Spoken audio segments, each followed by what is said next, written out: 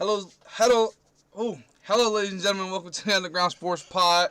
It's me, as always, Jeffrey McNeil, and along with me, you guys already know the the realest there is. Let me pull it up so everybody can see. Hello? Austin, yo, and De'Aaron, yo, and with me as always. We all on here. Hey, also, this is Derek Bruce. You were Look, at so my place on 12 Oak Road the other day. Yeah. so look, we about to be I lit. received a call from the inspector, Mm-hmm. Look, from I'm the about to insurance company. They're going to be here at 10 o'clock. hold on. You said you were going to be here. Okay, yeah. So 10 o'clock tomorrow? Yeah. All right. Yeah, I can do that. Okay. I mean, I thought you said you wanted to be here. Yeah. I was letting you know that I'll be there tomorrow at 10 o'clock. All right. Gotcha. All right, sir. You have a good one. Bye-bye. And y'all see me chilling with the bros. You feel me? New favorite team. Feel me? We chilling. Me and all my guys. We all. Feel me? I'm chilling with the bros. Feel me? We can't. Hold on. Let me go to the stream. Hold on. Yeah. Wait. I'm gonna show the stream. Hey, look. Hold on. I gotta pull it up. Hold on. Yeah. I gotta pull it up. No, I seen it. Yeah. I'm like, it's funny. You see they just signed Tice? Yeah. Well, yeah. They've signed like 3 different signings or something like that. Like good signings too. Oh. I'll go over all those whenever we talk about it. All right. But yeah, hold on. Video capture. All right, I think I know where we need to start. Turn that off. Here. Bang. I think I know where we need to start, boys. Let's start. Let's get this out the way. Okay. There is bad juju in Philly right now with All right, and Devontae move Smith on to the next topic. I'm training his talking about MCL Philadelphia. in practice. They're saying that he should be okay by week 1 of the regular season, but I'm hoping he doesn't take a lot of preseason snaps, which will hurt him, but help him at the same time. I don't want him to re-injure in the preseason and not play in the regular season. It's the beginning. Like right now, it's looking rough for the Eagles because with Carson Wentz being hurt, if he's out the whole entire season or whatever, you guys get a second-round pick instead of a first-round pick. So that kind of wastes the point of the trade, and then on top of that, if Devontae Smith does become this John Ross injury-prone player or something, then that's terrible for the franchise because you guys, like, the whole entire Eagles thing is everybody think that they're banking on Jalen Hurts. Like, the main focus is banking on Devontae Smith because you can go sign any quarterback to throw the ball. They don't have to do this whole mobile quarterback thing. They can go get somebody if Devontae Smith pans out. So, yeah, I think it's tough for y'all right now. This is the guy. Huh? Philadelphia doesn't think Jalen Hurts is the guy. No, I mean, well, they're trying to trade for any quarterback that is a starting quarterback right now. There's a lot of people saying that they're trying to trade for Deshaun Jackson. But week 1, most likely, Jalen Hurts will be the starting quarterback. And if he proves everybody wrong and proves that he is, as good as everyone believes he can be, then the missing piece is Devontae Smith. And if he, like I said, if he turns to that John Ross, because here he is already injured in pre-camps, if he's going to continue to get hurt, he's going to be one of the biggest what-ifs for the Eagles franchise ever. Right. Because they're banking on him. Like, just trying to stay positive about it. It is just a sprain. It's not like a partial tear or a tear to the MCL. But my thing is that even if they do get Deshaun Watson, wide receiver core in Houston is 10 times better than the Eagles when he had Brandon Cooks, Will Fuller, Cobb, Cobb. He had 3 solid. All 3 of those guys are better than any Eagles receiver besides Devontae Smith because we don't know what he's gonna do yet. So even with them getting Deshaun Watson, they're still banking that Devontae Smith turns into this prime AJ Green that they think he's gonna be. If he turns out to be continuously injury prone, it's Hightower, Jalen Reagor, and Travis Fulgham gonna get it done with Deshaun Watson if they get him. And that's another thing that really hurts us is the fact that Carson Wentz, they're saying he's undergoing surgery for sure, and it could take up to 12 weeks for it to fully heal and for him to come back. So with that being said, you got 3 weeks until preseason starts, 3 weeks of preseason, that's 6 weeks. So he's gonna miss the first 6 weeks of the season at the most, which he still can play 11 weeks, and that can still add up to over 70%. We can still get the first round pick, but that's if everything goes according to plan. Come on, can this not be any more perfect? The Philly doesn't know who the fuck's gonna be their quarterback. Their number 1 draft pick just got hurt. Their guy they traded away to bank on another number 1 draft pick just got hurt. God, I love not being a Phillies fan right now. No, but I mean at the same real nerve-wracking right now. No, it's tough for them then. But the Bengals were in one of the shittiest predicaments ever last season. You know, Joe Burrow was supposed to be better than Tom Brady ever thought he was going to be, and he comes out and gets hurt. So, y'all don't have the great season last year either. But I'd rather have that than what the Eagles is going through because and also on top of what you're saying about the Eagles, also they have a brand new coach as well. Yeah.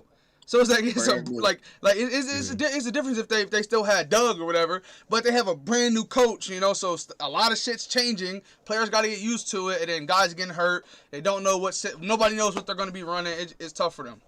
But I definitely want to get into this. Speaking on the Colts, did you guys? I know I said it to the group chat, so I know you guys know. But the number 1 target on Frank Reich's board to come in and play quarterback for the Colts is Nick Foles, the 3rd stringer over in Chicago. Yeah. And last time Frank Reich and Nick Foles were in the same locker room, they won a Super Bowl. Yeah, hold on. I thought I saw something that the Colts were, if they couldn't, I thought they were going to go after. I saw something on Twitter talking about Teddy Bridgewater. That's another one. They have multiple options, but on Frank Reich, I think Frank Reich's the head coach. Didn't Teddy Bridgewater just get traded? There's no way they're going to trade him again. Who? He just got traded to Denver. No, yeah, but he's not going to be a starting quarterback. He's a backup right now behind Drew Lock. So their quarterback's going to be hurt for the first, we don't know when Carson Wentz is going to come back. So they're looking for, backup that can come in and start. Right yeah. But the one thing that everybody's talking about is Frank Reich was in the same locker room as Nick Foles the year we won the Super Bowl. And he said, look what, and Nick Foles said, hold on, I can bring up the exact quote. Just give me 1 second to pull it up. I made sure to like and retweet it so I can just go to my page and find it. Yeah.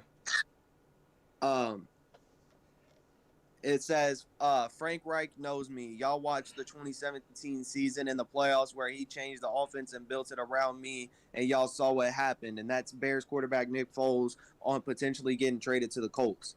So he's basically saying, you see what happens when Frank Reich has me in his offense. Yeah. So it's looking like Nick Foles could come out and be starting quarterback again. Okay. I know this off top. Well, it's off NFL topic. I'm going to college, but since we're talking about football, that's what I saw. You guys remember how I said, does Urban Meyer leaving hurt Ohio State? You remember I said they're recruiting, and everybody was like, no, it doesn't. But ever since Urban Meyer's departure, Ohio State has dropped to like 6th place for 4-star, 5-star commits when Ohio State was at 2-1 every single year, and Oregon jumped all the way up to number 2, only behind Alabama by one recruit.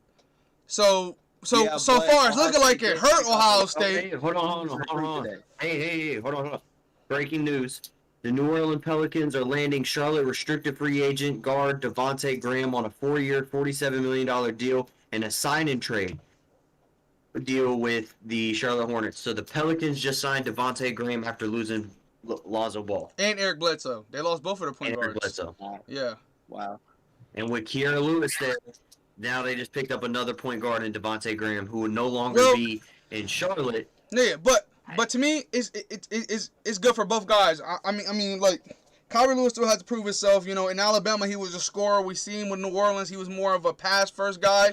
And Devontae Graham proved that he could be, I'm not going to say he's Allen Iverson, but I'm going to say he's a undersized shooting guard that's meant to score. Like Charlotte, that's what he did. He can come in, he could play the point guard, or he could come in and be just the 6'1" scorer shooting guard. So I think it's great for the Pelicans what they're doing, but at the same time, I think the biggest winner in general right now is the Chicago Bulls. I mean, they barely gave up anything to pull in Vucevic, and yeah, they pulled in a top center in the NBA. I'm not saying he's top 5 or nothing, but he was averaging a lot of points this season. He was one of the most underrated players in the NBA.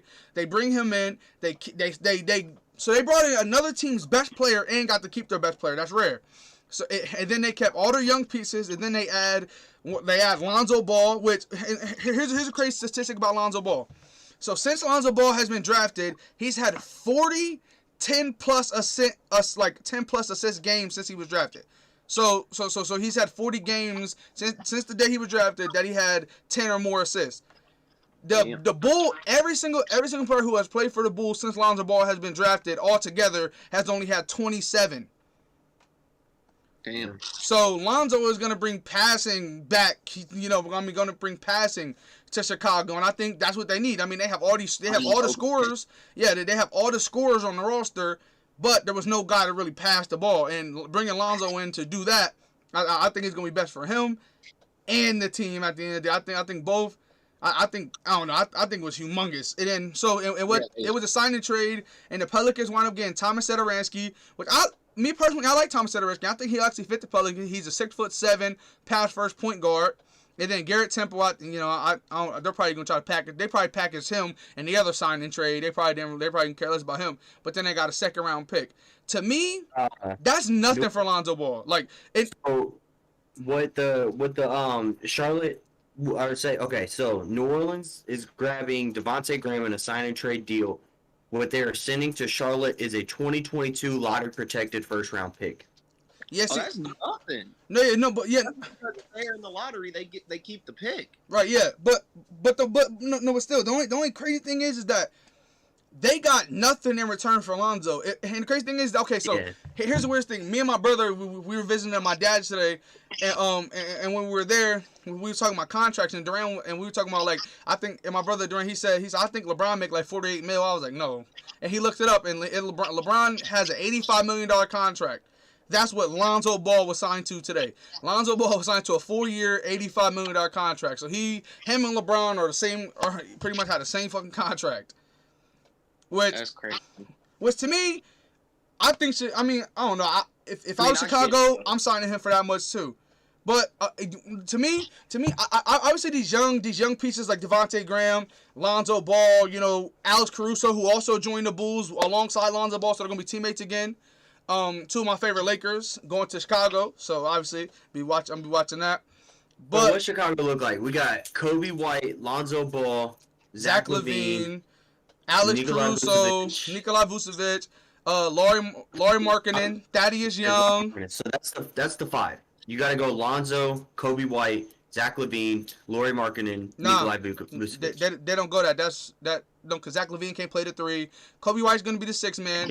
Zach LaVine's like 6'5", like he's a shooting guard, point guard. He's 6'5" doesn't mean he doesn't play the 3, Jeff. No, but I'm saying like if they do that, I'm like they're not winning shit, not even making the playoffs. Like they're too damn little. Like the fucking Wizards are gonna beat them because they have size over them. You don't want the starting 5 should be Lonzo at the 1, Zach LaVine, but also Kobe White. Kobe White was doing a lot of 6-man this year. He didn't start every single game this year alone. What's that website you were talking about the last time? I bet, yeah. I'm going on it right now. It's called it popped up. It keep popping up with Ben Simmons. Fuck it. Oh. Let me see. Share the screen with the things. Go. And cat. Yeah, see, it says okay. So his most recent year in Chicago, he was 86% shooting guard, 8% point guard, but only 6% small forward. Okay. So that's like basically played the 2. Yeah, he's 100% the 2, and then when he's not at the 2, he's 9 to the 10 at the 1. So it's like that. I'm saying. So to me, I think it's probably gonna be Lonzo, Zach LaVine. I don't know who all they're gonna sign, but this is just what they got right now. So Lonzo, Zach LaVine, Thaddeus Young, Lauri Markkanen, and Vucevic. That's the starting 5. And to me, the bench is looking scary when you got Alex Caruso and Kobe White both coming off the bench to score the ball. That they don't matter who they have with those guys. That's gonna be pretty tough. And then, but to me, the young guys is great. But also, I don't know if you guys see this, but Duncan Robinson now he signed the largest deal in NBA history for any undrafted player. He got signed to like 90. It was 5 year for $90 million. Duncan Robinson was signed to by the Miami Heat. Damn. Yeah, so he got one of the biggest contracts so far by any player. But like I said, to me, Can we talk about how Michael Jordan just decided, because Devontae Graham was a restricted free agent. So Michael Jordan just decided to not match the contract of a 4-year, $47 million deal. Yeah, why? Which works out to be 11.75 a year. But you paid Cody Zeller 12, but you ain't gonna pay Devontae Graham 11.75. Austin, they have so many guards. He just drafted a point guard in the first round. You got to let guards go. He can't keep all the guards on the roster. Here's the thing. They just had a problem with having too many guards on the roster last season. So why draft a guard and then re-sign a guard? You got to let somebody go. To me, why'd they draft a guard? No, because because he was the best player available at the pick. A, and B, he scores better than Devontae Graham and he scores better than Terry Rozier. So it's like he's bringing better scores than both of them to be alongside LaMelo. So like in the future, I think he's gonna fit better next to LaMelo than any of the players. But to me, I think I would have kept Devontae Graham over Terry Rozier. But the organization did what they had to. But I don't know if you guys seen, but LiAngelo Ball has officially been announced as he's gonna play summer league with Charlotte. So like, he's like actually on the team now. And then like like they said that he's gonna do summer league, and then he'll have to make it through training camp. And if he can do all that, then he'll officially be on the roster. But as I've been saying, to me, the young guys is great to see, but it's the vets that I love to see that are moving around. Like I love seeing Derrick Rose getting re-signed. I think he could. Like, to me, that put the biggest smile on my face when I saw that. Now what made me raise an eyebrow is when Alec Burke fucking got signed to a 3-year, $30 million.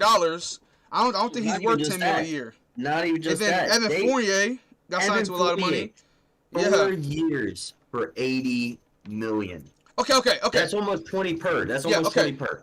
Here's my thing. For Evan Fournier? Yes. 20 per? Yeah. No, this is why. At the end. What? At the end of. Hold on. What'd you say, De'Aaron? 20 per. Unless they like bird it or backload the contract, that's 20 a year. It's $4 million for it's 4 years for $78 million. So it's not like exactly 80. Yeah, it's not exactly 20, but it's almost 20. Yeah, but look, but here's the thing: he's better than Cardawell Pope, and he showed that because of the simple fact that at the end of that Magic run, he picks it up and he became the best fucking player on that team. He was outscoring Vucevic, he was outscoring Aaron Gordon, and then when he got traded to the Celtics, he became a big piece in them actually winning the play-in game and them going to the playoffs in the first place. Whenever he got traded there. So he showed to be a key piece. And he's going to a team who, stats-wise were better than the Celtics. So he's going to come in and probably start shooting guard for him out the rip. So to them, like, I get why they paid him that. Would I pay him that? No, but at the same time, with that. Like because you have players like DeMar DeRozan, you got players like Kawhi Leonard, you got players that you can sign and win right away, especially because they were the 4 seed in the East. So they don't have there's not a big gap for them to leap up into a championship contending team if they play like they played last year. You come in with a good draft. They drafted some good players. You still got Julius Randle coming off the best season of his career. You got Emmanuel quickly emerging as a star. Wait, who did the Knicks even get? No, but also no. But look, I ain't gonna lie. I think I'm just saying you add a player like DeMar DeRozan. You add a player like Kawhi Leonard who just opted out of his contract. Maybe that catapults you into a top 2 team in the East. No, I hear you, but I'm saying Evan Fournier's efficiency made him that money. He shoots 50% from the field, over 40% from the 3-point line. Like he is a certified scorer, and that's what they need. Derrick Rose when he came, Derrick Rose got signed for leadership. He didn't get signed to score. Like he didn't get signed to play. Get a bucket. He was averaging like 18 points per game last year. I'm just saying like. His role is real small in the Knicks right now. Like it was bigger, but now this year it's gonna be even smaller. Now that they sign Alec Burks back, they go to him more than they go to Derrick Rose for buckets. And now they sign a certified scorer that's literally his whole purpose on the floor because he can't play defense is to score in Evan Fournier, and he paid him a lot of money. So I mean I get it, but I agree with you 100%. He's not worth that, but I see why he's paid that much. But now they're back in the same boat because now you have Derrick Rose, Emmanuel Quickly, Evan Fournier, Alec Burks. Frank Ntilikina don't play. So like no other. I wasn't meaning him, but no other guards play on that roster. Elfrid Payton doesn't play. The only guards that play point guards that play is Derrick Rose and Emmanuel Quickly. Was Emmanuel Quickly really a shooting guard? RJ Barrett. Then now you got to slide to the 3. Yeah, well he remember we looked at he was playing the 3 all last season anyway. And Alec Burks he's a primary 3 as well. The person who plays the 2 more than him is Reggie Bullock. He was the starting shooting guard for some reason last year. They had Derrick Rose coming off the bench, and they had like Emmanuel Quickly, Reggie Bullock. They had RJ Barrett, Julius Randle, and then Mitchell Robinson to have Derrick Rose stay as a sixth man. So, no, but at the same time, I think I like what the Knicks did. Well, I don't like what they did with their money, but I like all the pieces that they re-signed and got. I think Evan Fournier can fit very well with Derrick Rose. I think he can fit well with Emmanuel Cook. I think if they can figure out the rotation, I think all the players are going to be able to play very well together. And I think that's the first step, especially here in the East. That's a playoff team. But yeah. So some of the vets I was talking about is Mike Conley re-signed with the Utah Jazz for a lot of money. But a lot of money. But he's an all-star point guard. That's why. So that was big for them. PJ Tucker didn't resign. He went to the Miami Heat for a 2-year, $15 million deal. Which I ain't gonna lie, I agree with that because the Bucks weren't offering him that much money. That was the most money he was offered. So I mean, every player.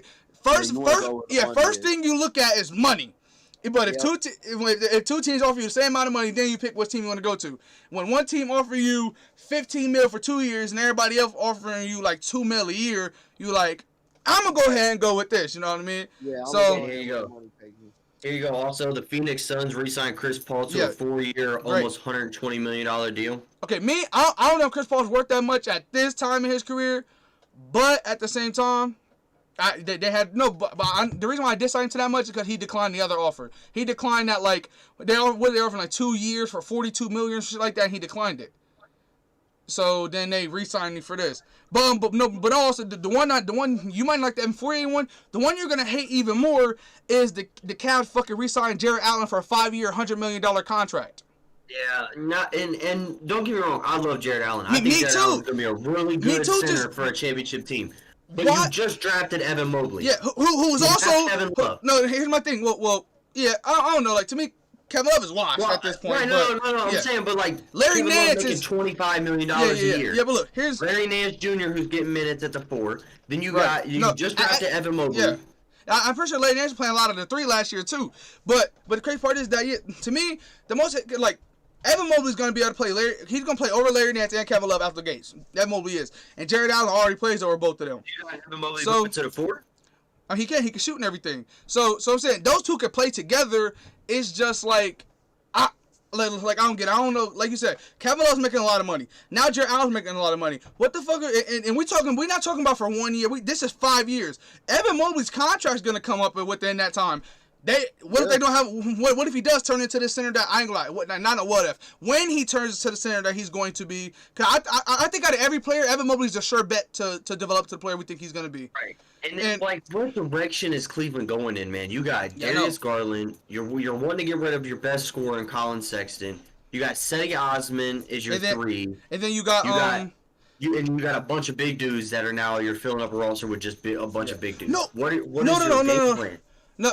But also they got rid of a lot of big men too, because you remember at the beginning of the season they had Drummond, they had JaVale McGee, they had all them too. But and they had Tristan until they let him walk.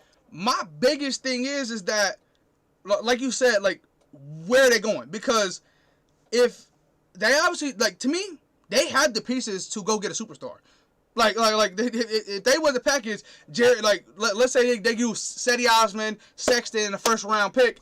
They could get them a good ass player to match up with Garland or if they keep Sexton, they do Garland, Cedi Osman in the first round unprotected pick. They can go get them a star. They can go get a star player and match them up with Evan Mobley, Jarrett Allen, and Sexton. Right. That'd be that could do something in the East, in my opinion. But it's are they tanking? Like what the fuck are they doing?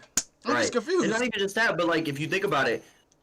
Sacramento has made it clear that they want to move on from De'Aaron Fox. Why? Yes. I have no fucking idea why, but they decided that this is their time. I think. What if you take Colin Sexton, right? First round pick, maybe Cedi, maybe not, over to Sacramento. To me, you take on De'Aaron Fox, who's going to give you the same numbers that Colin Sexton's giving you, but he's going to be able to distribute the ball better. Right. But my thing is, I wouldn't automatically try to give up Sexton. I would try to give up Garland. Can I bet money if you could bring De'Aaron Fox in, Sexton don't want to stay because that line of you got young Isaac Okoro.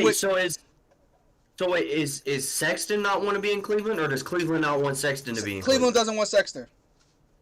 So they're gonna get rid of him no matter what. Yeah, I know it's dumb, but Well, I think it's Yeah, I think it's definitely dumb. yeah, I think it's kind of both ways street. I think he was making comments and they were like, yeah, but like he's toxic or something like that. But but anyway, Dan Gilbert at his finest. like you know the crazy thing is that I'm trying to tell you if they were to trade Darius Garland, Cedi Osman, and the first round pick and bring in De'Aaron Fox and maybe like fucking Robert Woodard II, a young player I think will develop. Yeah. If they bring that in, right? Cap, yeah. If they bring that in and you have De'Aaron Fox, Colin Sexton, also let's be honest, when Isaac Okoro got a shot, he did something. He was hitting game-winning shots and everything, but he was like the third string small forward and shooting guard. Like he didn't really get as much time as you would think a player drafted in the top 10 would have got. So, Right.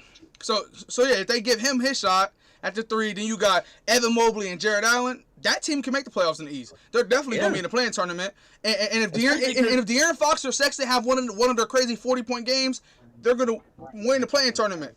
And speaking of playing tournament, Austin, averaging like 24 and 8. Like Yeah. that is elite numbers. It's Yeah. in Sacramento. I mean, Right. no disrespect. I mean, I like Tyrese Halliburton. But Right, who yeah. else do they? And I like Marvin Bagley, but they don't really have like a superstar They don't, starting yeah. 5, and he's averaging 24 and 8 almost. Yeah. Like that's numbers that I want to put on my roster. Exactly, yeah. Especially because think about it, every single team in the NBA believes that their team is good. They believe every single one of their players are good. So if you're the Cavs, you think your team, you know your team's better than the Sacramento Kings. So if you're thinking if he can get 8 assists on this team, he cut on my team, that can go to 11 like that. You know what I mean? So he could be a double machine at the point guard position. So And especially if you're running a high pick and roll with Evan Mobley and De'Aaron Fox, that could be really dangerous. Yeah, Especially because, exactly. like you said, Evan Mobley has a jump shot. yeah, So it could be a pick and pop or a pick and roll. right. And also like the bench of it is actually on the good side too. I mean, I think they have scores on the bench. Speaking of bench scores, you see your boy got re-signed. No, who? Campaign got re-signed. No, I didn't. Yeah. I knew he was gonna get money, but I didn't know No, if he resigned or not. He got re-signed for a 3-year, $19 million deal. That's not bad. What's that? That's what, That's 7? Yeah, that's almost 7. Almost 7? Yeah, it's like yeah. Campaign 3-year, 19 million to stay in Phoenix. Yep. It's not bad. Okay, so I was talking about the vets. I'm glad he got his money. I was talking about vets. Here's a big vet that I said this player right here. Austin, if he would have got paid, if they would have gave him the same contract that Jared Allen just got, I wouldn't be mad. I would actually agree with it. But the Pistons actually got him for cheap, in my opinion, with Kelly Olynyk. Signing him, the Pistons picking up Kelly Olynyk for a 3-year, $37 million. Because Kelly Olynyk, he really was spacing the floor a lot for the Rockets. I think you could put I want him on the Lakers today. Like you know what I mean? But yeah, I think them bringing in shooters and stuff around Cade Cunningham is gonna be perfect. And another vet on the move. Well, not on the move. He re-signed. Did you see how much the Dallas? You see how much Tim Hardaway Jr. re-signed for, Austin? I didn't see that. Oh yeah, he 4 years, $74 million, bro. That's a lot of money. That's a lot of money for. What'd you say? You know, I can see you. You know who else got signed? Who? He was still playing. Devontae Freeman. Yeah, De'Aaron, I like. We go back to football in a second. Hold on. But Back to basketball. Hold on. Did you see that Jimmy Butler is about to reach a max contract no, he with the did. Miami? He did. It's official. Did he? Yeah, he got his max contract. That's crazy. Yeah, He averaged. it like, look, I like Jimmy Butler. I'm one of the rare Jimmy Butler fans. But he only averaged 18 points last year and got 13 All NBA. No. And also the other crazy part is that he got outscored by Brendan Forbes in the first round of the playoffs. So it's like, but look. Here's 2 things from my old favorite team, Lakers. For me, they re-signed 2 players, and both of the players they re-signed both won a championship when they were with them. Trevor Ariza. They brought Trevor Ariza back, who won a ring with him in the future. And Trevor Ariza, he's gonna give something. And then obviously Dwight Howard's a great pick. That's the best pickup we got. What is up with the White? What else do we have? I'm I'm just saying, like, can he make up his mind though? No, yeah, like, this is third time being a Laker. What do you mean? This Dwight Howard third time being a third Laker. time back in LA. Yeah. Yeah, he Like, was in LA. why didn't he just stay in LA for the season in Philly? No. Just say. LA didn't want him. He didn't want to leave. LA didn't want him. We wanted Montrezl Harrell, and we signed Montrezl Harrell over him, and then we wound up making a deal to bring in Drummond, and then we realized that was dumb. Like we chose Drummond and Montrezl Harrell over JaVale McGee and Dwight Howard, which I almost saw. Like I wish we never did that. Was dumb. Well, you got because Dwight Howard's back in LA. Oh, I'm sorry. Wait, Trevor's a Rockets fan now. Sorry. Yeah, I'm a Rockets fan. LA Lakers got Dwight Howard.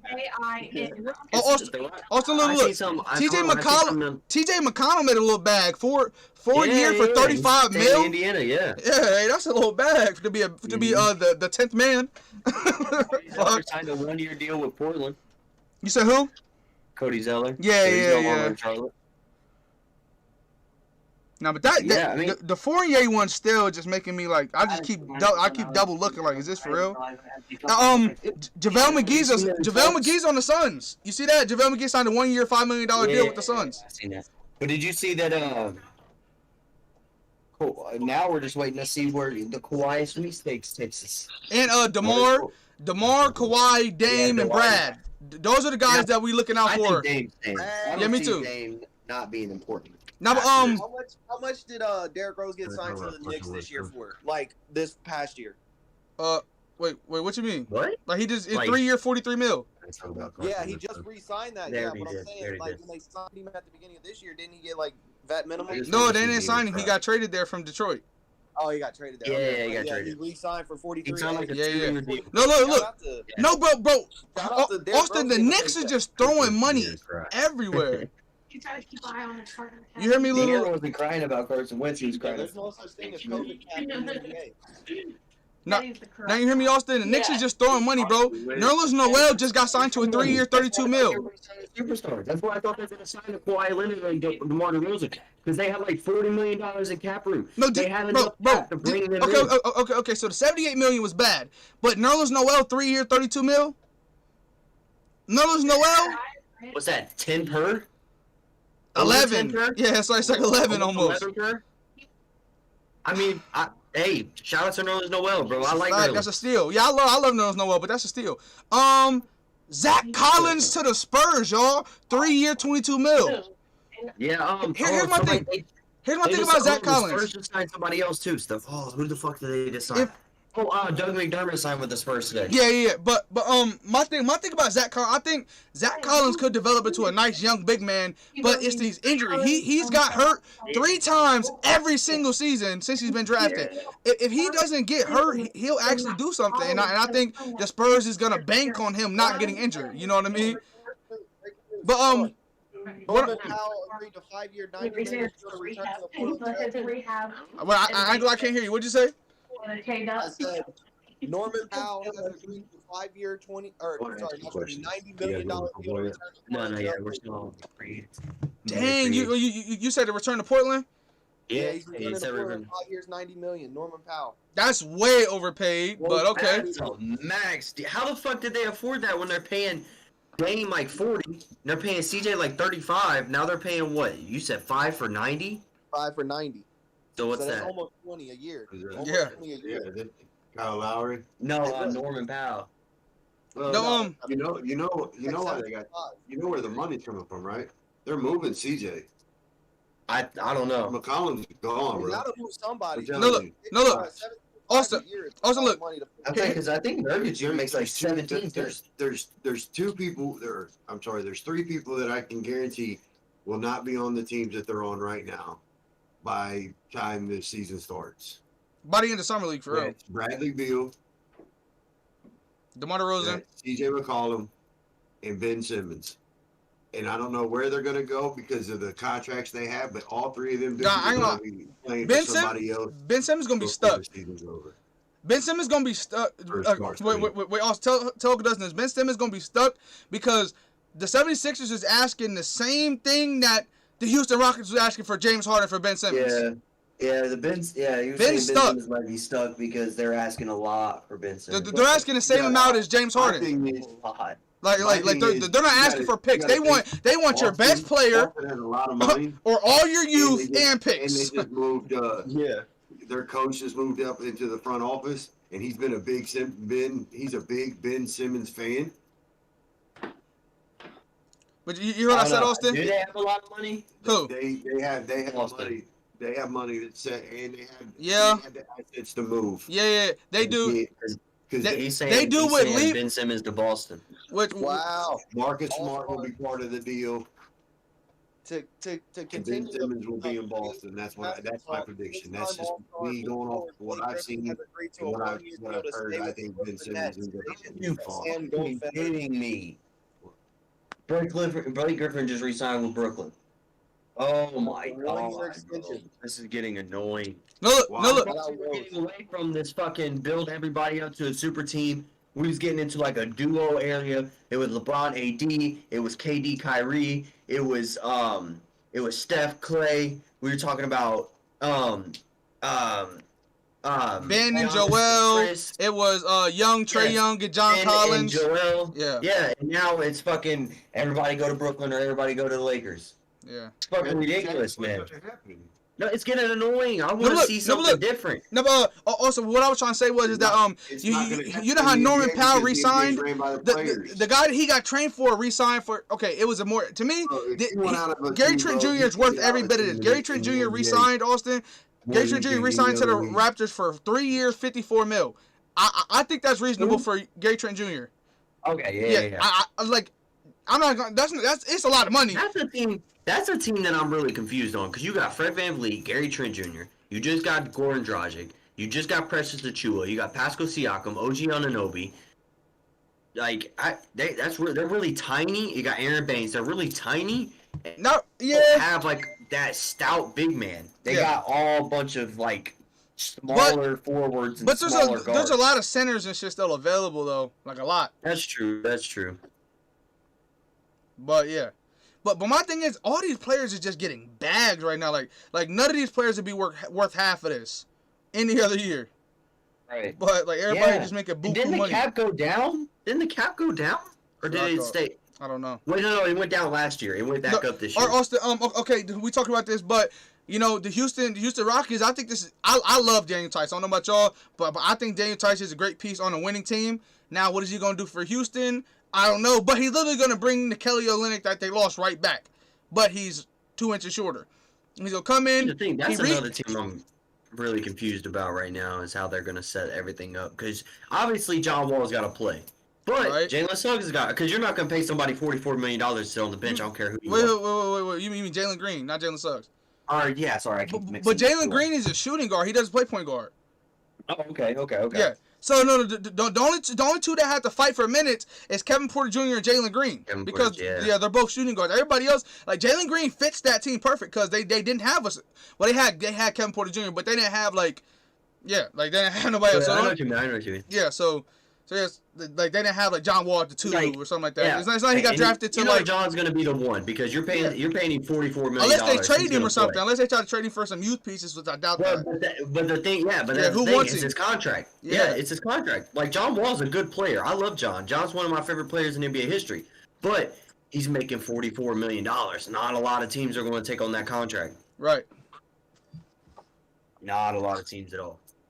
Right. So I don't know. So John's probably stuck for another year, and then he'll sign somewhere else for less money. That's what I think. And the one guy I was watching on the internet, he was like, "Look at this lineup," and it was a lineup. It was Jalen Suggs.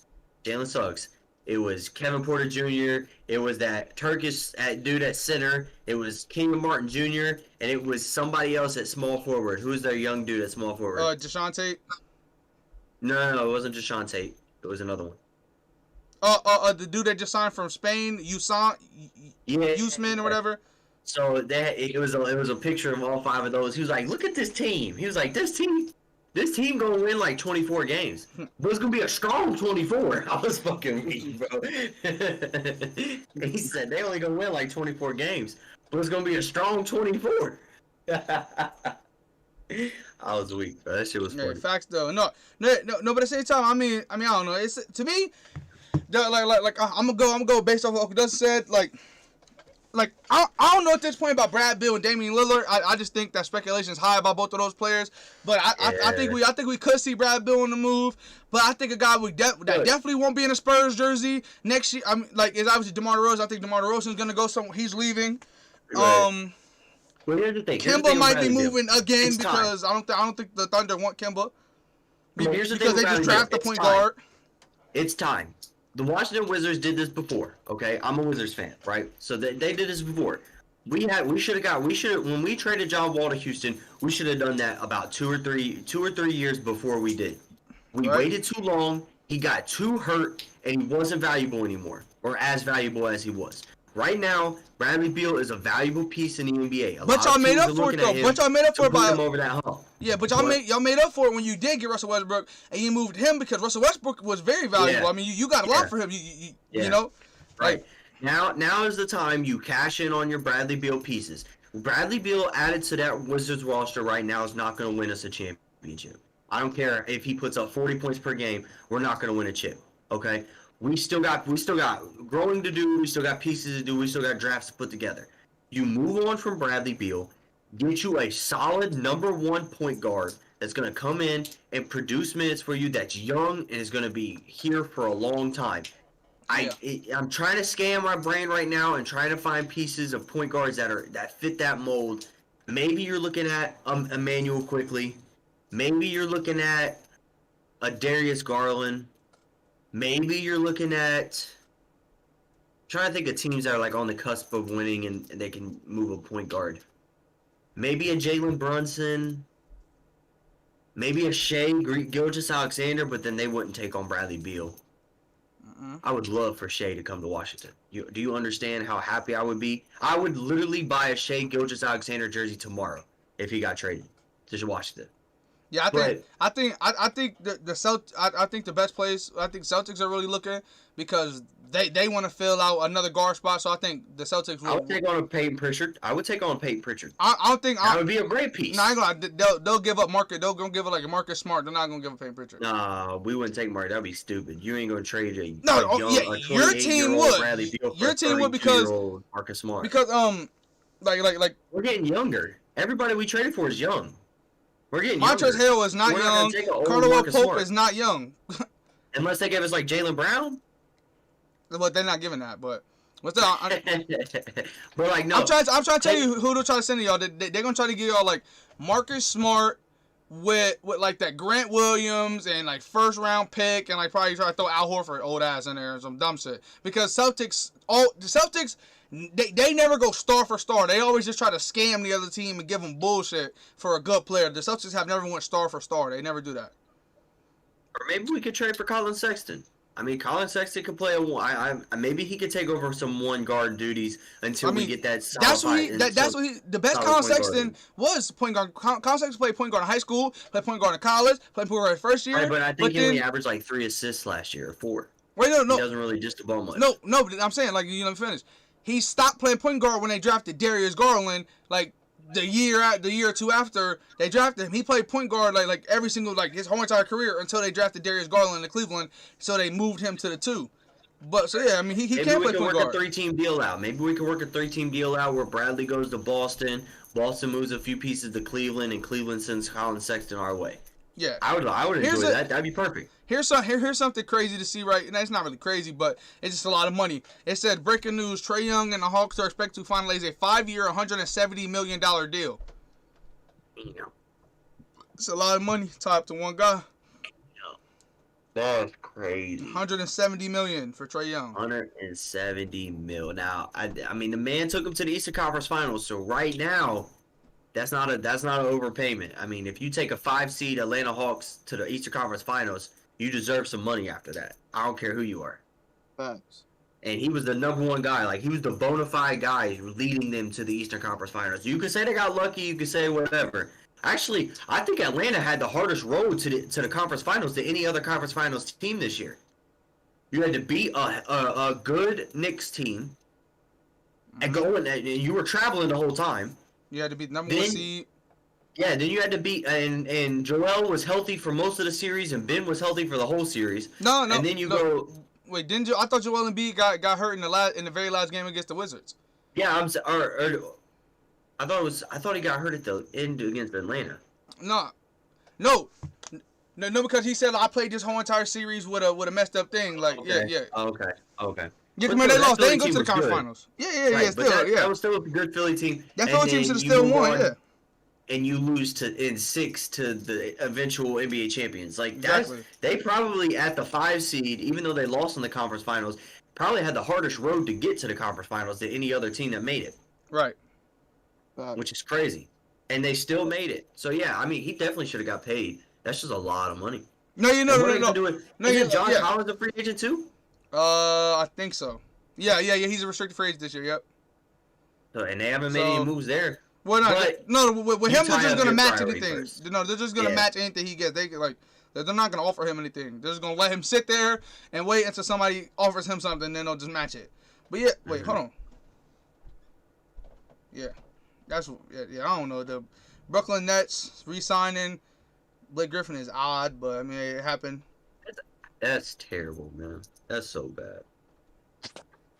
I mean, Blake but also Griffin- Blake Griffin got away with robbery. I don't think no other team would have gave him like a shot for real. Blake Griffin robbed the Detroit Pistons at gunpoint and got away with it. Yeah. And is now going to be a front runner to win the chip if they stay healthy. Okay, the Mavericks re-signed Willie Cauley-Stein. That's not too big of a I like move, that. but Yeah, I'm a fan of Willie Cauley-Stein though. Like no, that, but yeah.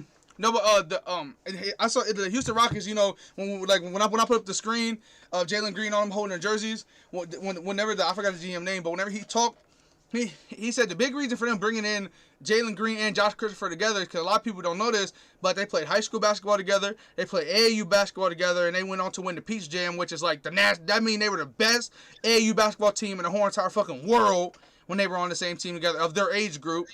So it's like it was like the 17U team, so they were the best 17-year-old basketball team in the country.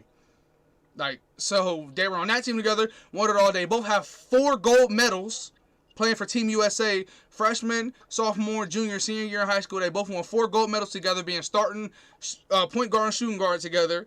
And then they both, one go to G League, one go to the other colleges, and they team back up in the NBA. So it's like winning is just what they do together. They don't lose together. And you team them up in the NBA. So that's going to be tough. Yeah, it's definitely gonna be tough. And then, A lot of chemistry. All what'd right, you so say? I what? said they got a lot of chemistry. Yeah, a lot of chemistry, yeah. So bringing them together, and also the 2 foreign guys they brought in, the Alper and Segun, he's a big man passer. Like, those type of players can fit in with any team, and he can make his own chemistry. You know, he's going, but I think they're gonna have him play the 3 and the 4, because when I was watching it, when I went back and watched the highlights, he didn't play the 5 at all. He played small forward and power forward. He's 6'10" and a small forward. Like, he's like Michael Porter Jr. Have you seen the people roasting that one dude that got drafted in the 2nd round of the NBA? Which one? Where it was like his weaknesses, and it was like jump shooting, on ball defense, basketball IQ, athleticism, and it was like, so you're saying that his weakness is basketball? You ain't seen that shit? Hold on, let me see if I can find it. Nah, bro. The crazy thing is that, like, the people that they got, like, okay, so when the first round was over, I was still sitting here in shock because BJ Boston is 190% a top 5 overall player. So is Sharif Cooper. And the Hawks just stole the shit out of him. So it's about to be Sharif Cooper, one of the shiftiest guards in college that I've seen since Trae Young, and Trae Young on the same team. So that's about to be scary. And then the Wizards robbed the NBA when they got the 3rd best player on that G League team out of high school with Isaiah Todd. Like he was a top 10 potential pick, and he fell all the way to the 2nd round. You got it was like multiple guys who all went to the 2nd, who all got drafted in the 2nd round, who were all like lottery picks. I was about to say, it's still loading. I can't even see. Yeah, I gotta restart it.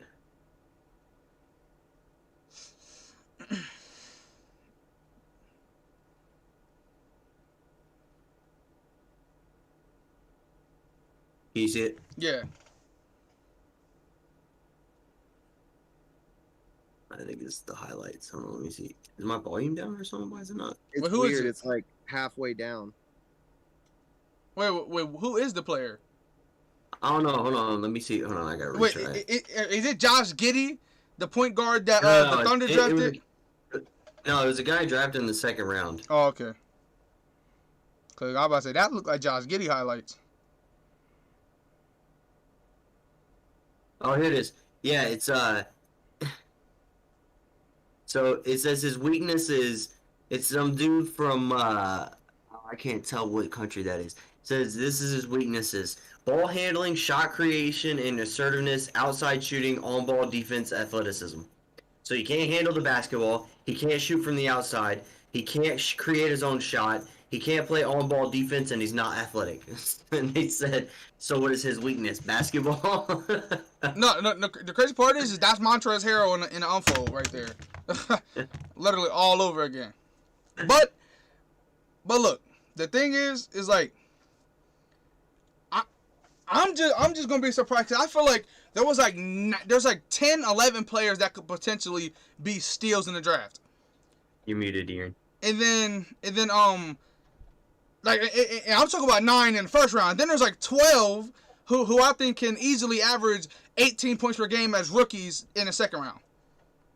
Like Sharif Cooper. There's some people got to be a bust.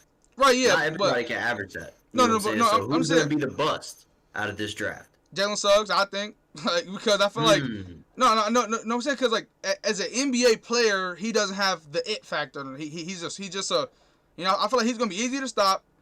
For like, cause you put Kawhi on him, he can't do nothing else. He's not gonna pass the ball. He's not gonna be able to guard Kawhi. Like I don't know. You put Marcus Smart on him, he's gonna be a tough game. All right, so you guys ready to switch to the NFL? This is the last.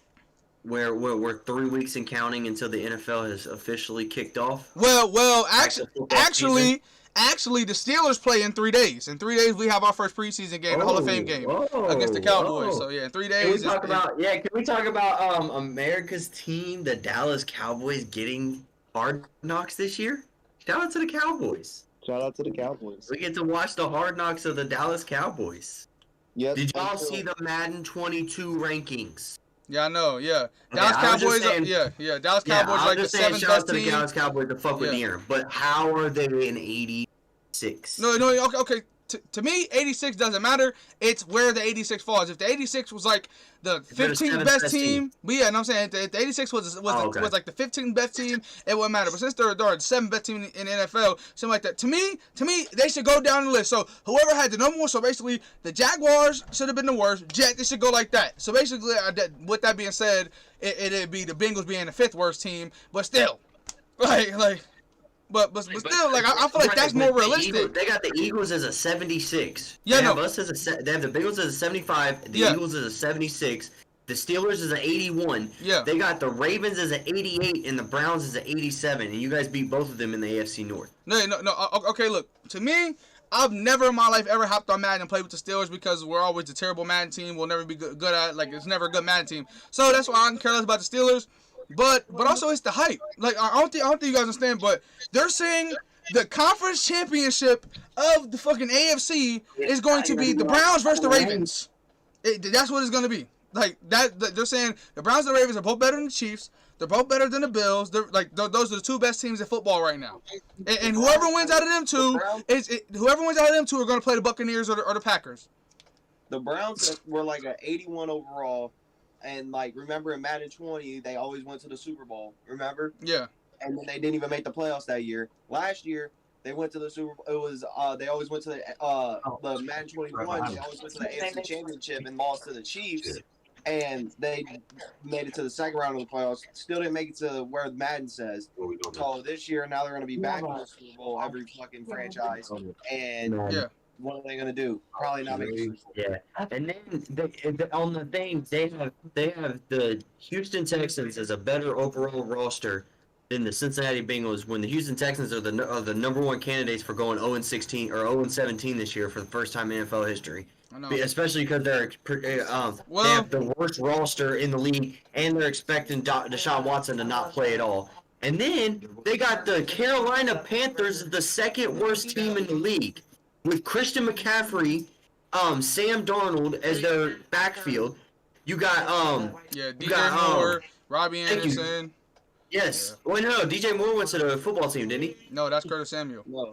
Oh, okay. Yeah, their best receiver still there. The superstar ability in Madden terms is still there.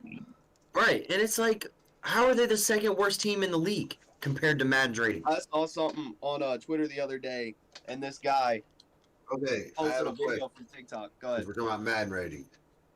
Go ahead. Why is my fucking volume not working? But Jeffrey, what it said the Houston Texans are going 0-17, and the guy stitched it, and he goes, "Now listen, there's only been 2 0-16 teams in NFL history: the Detroit Lions and the Cleveland Browns. One of us have to be the 0-17 team. It can't be some other team." I started getting weak. I was like, "Are you fucking serious?" He was like, "We got that shit locked." I have a question about the Madden ratings. How does everybody feel about Jalen Waddle being a higher rating than Jamar Chase? Yeah, it's okay. Look.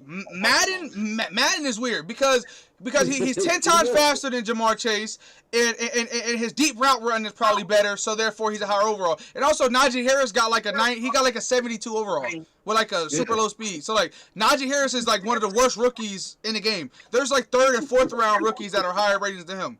So like I mean, but at the same time, like I don't play with the Steelers anyway. Like team I play with the straight Seahawks. So as long as the Seahawks is good, that's what I got. So I play with Seahawks. Jamar Chase got like a 98 speed, and he got like a 96. No, but Uncle Dustin, the worst, like weaknesses are ball handling, shot creation and assertiveness, outside shooting, on-ball defense, and athleticism. no. They said To me, this motherfucker's weakness is touching a basketball. How's he? Oh, that is Giddy. That is Giddy. Yeah. You're right, Jeffrey. That is Josh Giddy. and he was a lottery pick, Austin. He wasn't a 2nd round pick.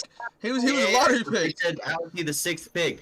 Yeah, the motherfucker. They said his weaknesses are ball handling, shot creation, and assertiveness, outside scoring, all-ball defense, and athleticism. He was the 6th pick in the draft. No, but the worst thing I saw by far was the Madden safety ratings. The Madden safety ratings were terrible. Oh my god, dude. Those are the worst things because they go by hype. They don't go by who's really good. Like to me, it should be like the wide receivers were realistic. The wide receivers went by who was the best in real life, in my opinion, almost because. But then you look at the safeties and it doesn't fit who was actually good in real life and who wasn't. It's all about who was hyped up. That's why the Browns and the Ravens are super good on Madden this year. Because they're super hyped up. One of those teams is going to the Super Bowl on Twitter. And everybody's talking about the Browns or the Ravens going to be in the Super Bowl. So Madden is going to do that to sell tickets. To sell the game. Like, because it's the most hyped thing right now. What about Derrick Henry? What about Derrick Henry not getting the 99 club? That's the one that I wanted. Yeah. I wanted to fucking That's throw him insane, right? Listen to this shit. 2,000 yards. He was 3 games taking last year. the MVP, 99 overall. Eric Henry rushed for over 2,000 yards and gets a 96. How the fuck is he worse than a dude that didn't? Yeah, how is he not in the 99 club, bro? Like, that makes no sense. Yeah, I know. It just. I mean, that dude is literally the best running back in the league. There's no one can argue. Okay, I got a question. I got McCaffrey over him. How do y'all feel about this? How do y'all feel about Baker Mayfield? They have him better in the game. He's better than Matthew Stafford, Kyler Murray, Justin Herbert, Ben Roethlisberger, Joe Burrow, Trevor. Like he like. Okay, so here we go. So here's the official ratings. So the number 1 team is Tampa Bay Buccaneers. Yeah, The Kansas City Chiefs are 2nd at 90. that's The Green Bay facts. Packers are 3rd. Yes. Baltimore's 4th. Cleveland's Hell 5th. no. Hell The no. Bills are 6th. The Cowboys are 7th. Hell no. The Cardinals are 8th. The Titans are 9th. The Chargers are 10th. The Rams are 11th. The Saints are 12th. The 49ers are 13th. The Patriots are 14th. The Broncos are 15th. The Seahawks are 16th. Hold The on. football team's 17. The Raiders are 18. The Colts are 19. The Steelers are 20. Yeah. The Bears 21. The Dolphins 22. The Giants 23. The Vikings 24. The Falcons 25. The Eagles 26. The Texans 27. The Bengals 28. The Jags 29. Lions 30. Panthers 31. Jets 32. Hold on. Can I So, just say one thing? so they got Philadelphia, whose quarterback is fucking terrible and don't have a team over the Bengals. They have Indianapolis, who has no quarterback now. Over Well, the that was before the. They, I just want to say one thing. they I have was Chicago. looking at the rankings. The Dallas Cowboys are an 86 overall. They have an 88 overall offense, a 76 overall defense, but they're an 86 overall. Make it make sense. New Orleans don't have a fucking team. They don't know who's gonna be the quarterback. They have no receiver. They have all these teams ahead of Height. that just because. Yeah. You know, They got Pittsburgh. They got Pittsburgh at third in the division behind Cleveland and Baltimore. Yeah, bro, like it don't make sense to me. How do we win a division and then be one of the worst teams in the NFL? Like, I love Lamar Jackson, but come on, dude. Like, seriously? Baker Mayfield is one of the worst quarterbacks in the league. No, Kinsey plays my laptop. nah, they got Baker Mayfield's like tied for 10th best quarterback in the league on the game. He's like number 10, 11 in the game. Like he's better than Joe Burrow. He's better than Justin Herbert. He's better than all these guys. Here's the top 10 safeties in Madden 22. Yeah. No, that list is terrible. Evan McCourty, Jesse Bates, Justin Smith, Jamal Adams, Harrison Smith. Yeah, no. Fourth. No, It was look. the best safety in the league. No. That's not the crazy part. Minka Fitzpatrick isn't top 10. Minka Fitzpatrick got like an 88 overall. And Minka Fitzpatrick, like, to me. Yeah, no. I'm saying, look, the crazy thing is to me is that there's only two guys that you can say is number one, the best, and that's Jesse Bates or Minka Fitzpatrick. I'll agree with either or. Like those are the only two.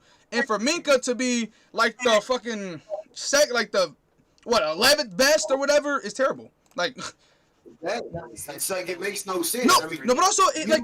They're not going off. They're not going off what the NFL said because look, did y'all see the NFL list of best safeties? Oh, Austin, you hear me? Okay, so this is hold on. This is Madden 22's second or third best safety in the NFL. This is what he did last year. He had 15 games. 1 touchdown, 2 picks for 62 yards and a touchdown, and Bro, 68 okay, tackles. no, but look, I swear, look, everybody hates this. Austin, who led the league in sacks last year, Austin? Madden don't give a fuck about the player. It's about the team. They hype teams, period. Yeah, If a team's Austin. good, then every player on that team is going to be over everybody else. There's no way Devin McCourty should be over top of Jesse Bates, period. Dude, Jesse Bates and Micah Fitzpatrick should have been either tied or 1A One or and 2. Yeah, that's what I'm saying. the Yeah. best two safeties in the league, period. And I No, hate but this Austin. Steelers. The dude's a fucking monster, but Jesse Bates had the best season out of everybody. Okay, that's it. Madden, John Madden hates the Steelers. The Steelers is his least favorite team. Who led the league in sacks last year, y'all? Who led the league in sacks last year? T.J. Watt. So, but they have Khalil Mack and Myles Garrett better than him on Madden. T.J. Watt is the third best edge rusher in the game. I hate the team, but I'm gonna. No, listen. He's tied for third. He's tied with Chandler Jones and his brother J.J. Watt. T.J. Watt is way better than J.J. Watt, way better than Chandler Jones, and he's definitely better than Khalil Mack and Myles Garrett. But he's tied for third in the game. And the only reason, Madden hates the Steelers. I guarantee you, if you look on Madden right now, Jadeveon Clowney will be higher than Sam Hubbard. Yeah. Which is Possible. Yeah, I know. It's not. It's dumb. Jadeveon Clowney didn't do shit last year. He hasn't done nothing since he was drafted. Like he hasn't done nothing since he was drafted. I mean, come on, like they're playing the name. It's all about whose name is who. Yeah. That's what they do. It has nothing to do with actual football. Yeah, they don't give a. They don't really. People don't know what the fuck they're doing. They don't watch football. They just do whatever they want. Come November, we should be able to get on the voting ballot of if these Madden ratings adjusters need to get their jobs revoked, and we need to get a reshuffle. That or start new fucking adjusters out. Or start something where the public gets the vote. Yeah, exactly. Oh, that would be a lot. That But would still, be if hard. everybody put their opinion in, then you can start seeing, okay, this guy, you know. Yeah, but you have the clowns out there that think that Baker Mayfield is the best quarterback in the league. Right, I mean, you're gonna have that regardless. You pick up their favorite team. People that are just in the fucking EA fucking building and they're like, oh, do you want to be a Madden ratings adjuster? You've never watched football? That's okay. Just go after the big names. No, give people that actually spend time and watch football and let them do the fucking ratings to where they know, okay, this dude has 17 passes thrown to him and has caught 6 picks. He's the best fucking safety. But the thing I like about this podcast is we all have our favorite teams, and we all tell everybody what our favorite teams are. We don't fucking hide from them, but we don't push our favorite teams either. We'll talk shit about our own team And I talk stuff and I give credit to teams that I hate, like Pittsburgh. I'm a fucking Bengals fan. Pittsburgh is my fucking arch rival. Period. Right. Period. But you know what? You have to. T.J. Watt's a fucking beast. Micah Fitzpatrick's a beast. Them dudes really fucking play football. I gotta give them the credit, even though they got the fucking Steelers colors on. If they was on my team, I'd be fucking jumping up and down and shit. So it's like, you know, you get some of these people that talk, and I think that's what happens with these fucking Madden ratings. They get these podcasts, these guys do all this stuff, but they like their favorite team, so they're going to make sure their shit is the fucking best. And it's like, bro, Cleveland is not that fucking good. If you look overall, Cleveland is not as good as Yeah, it's crazy. people think they are. Bro, Baker Mayfield is a question mark, period. But my question to y'all is, why we got the mic and I can actually ask it. If you was a GM of any team in the league that needs a quarterback, okay? So think of all the teams that need quarterbacks. Okay. Right? So that takes out a lot of teams. So I just want to talk about teams that need quarterbacks. Would you sell your franchise to get Deshaun Watson? At this, because he's not suspended, up, you know, a couple first rounders and probably a guy that plays right away. So you would be giving up a lot for your on your franchise. Yeah. For that guy. Would you Yeah, do it? De'Aaron's probably gonna say no because he know his team's gonna be wanting to do it. But Deshaun Watson is worth he's worth every bit of everything right now. But I'm just saying, would you do it personally if you was a GM with the question marks? Because if it comes out something comes out true, you just gave up, you know, 2 first rounders and a player that can play right away. Right. And then all of a sudden you got a guy that's suspended or never plays again. Would you So do we it? have to decide today, or can we wait? Yeah, right now, because right now he's on the market. I couldn't. Too big of a question mark. I couldn't give up that much for that big of a. I'm just If I saying, could what would wait, you do personally? What would you do? happens with Would the you, full 100%. would you Right. not- If I have to decide if it's today, I gonna be- couldn't do it. It's too big of. If I'm losing 2 first rounders and a player that starts right away for somebody that could come in and not fucking play and Marquise Goodwin me, I'm good. Because and I don't know, they haven't said the asking price yet for Deshaun Watson. I'm just assuming with his skill set and who he is that he's gonna demand. They're gonna demand a nice little ransom in return for Deshaun Watson. I mean, come on. Absolutely. If you was the GM of the Texans, you're gonna try to get the best out of your Absolutely. trade. So. You know what I mean? So I'm giving, it could be a first rounder and a second rounder and a player. Who knows? Something could get worked out. All I'm saying is, if you was a GM today that needed a quarterback, would you talk to the Texans about bringing in Deshaun Watson into your program? No. See, Just Barry, I don't know. If you're one of them teams, you're one of 3 teams that my first 3 teams, the Texans, the Broncos. And watch your football team. Watch your football team in the quarterback too. But yeah. But what about what happened? I love Jalen Hurts to my core, but for some reason we're still searching for a quarterback, so they come to mind. What And about honestly, Indianapolis? Right now, Right. You do no, a I got to trade. say about Indianapolis. Hold on, you do. I'll talk about that one second, You do what the Indianapolis does, and you do a trade like if he does 75% of the snaps, and then he breaks his foot that he broke in high school, and now has to have now it's a second round pick for them Eagles because dude's going to be out for 5 to 12 weeks because it's an injury that happened when he was in high school, so they got to remove a bone tomorrow in his foot. That's crazy. Yep. I just want to. Second round pick. But what I was gonna say was that's the first 3 teams that come to mind, and Jeffrey knows that there's a lot of bias, but I feel like somebody in the league deserves the shot to be a starting NFL quarterback. I'd rather go sign him than trade for Deshaun Watson at this very moment. Now, give it a month and these It's magic. fuck him. I'm going after Deshaun Watson. But at this moment today, Jacoby Brissett, I'd rather sign him or try to trade a 4th round pick for Jacoby Brissett and let him get the that he deserves.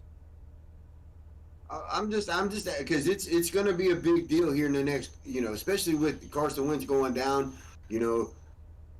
Indianapolis ain't scared to bring in people. They ain't scared to spend money.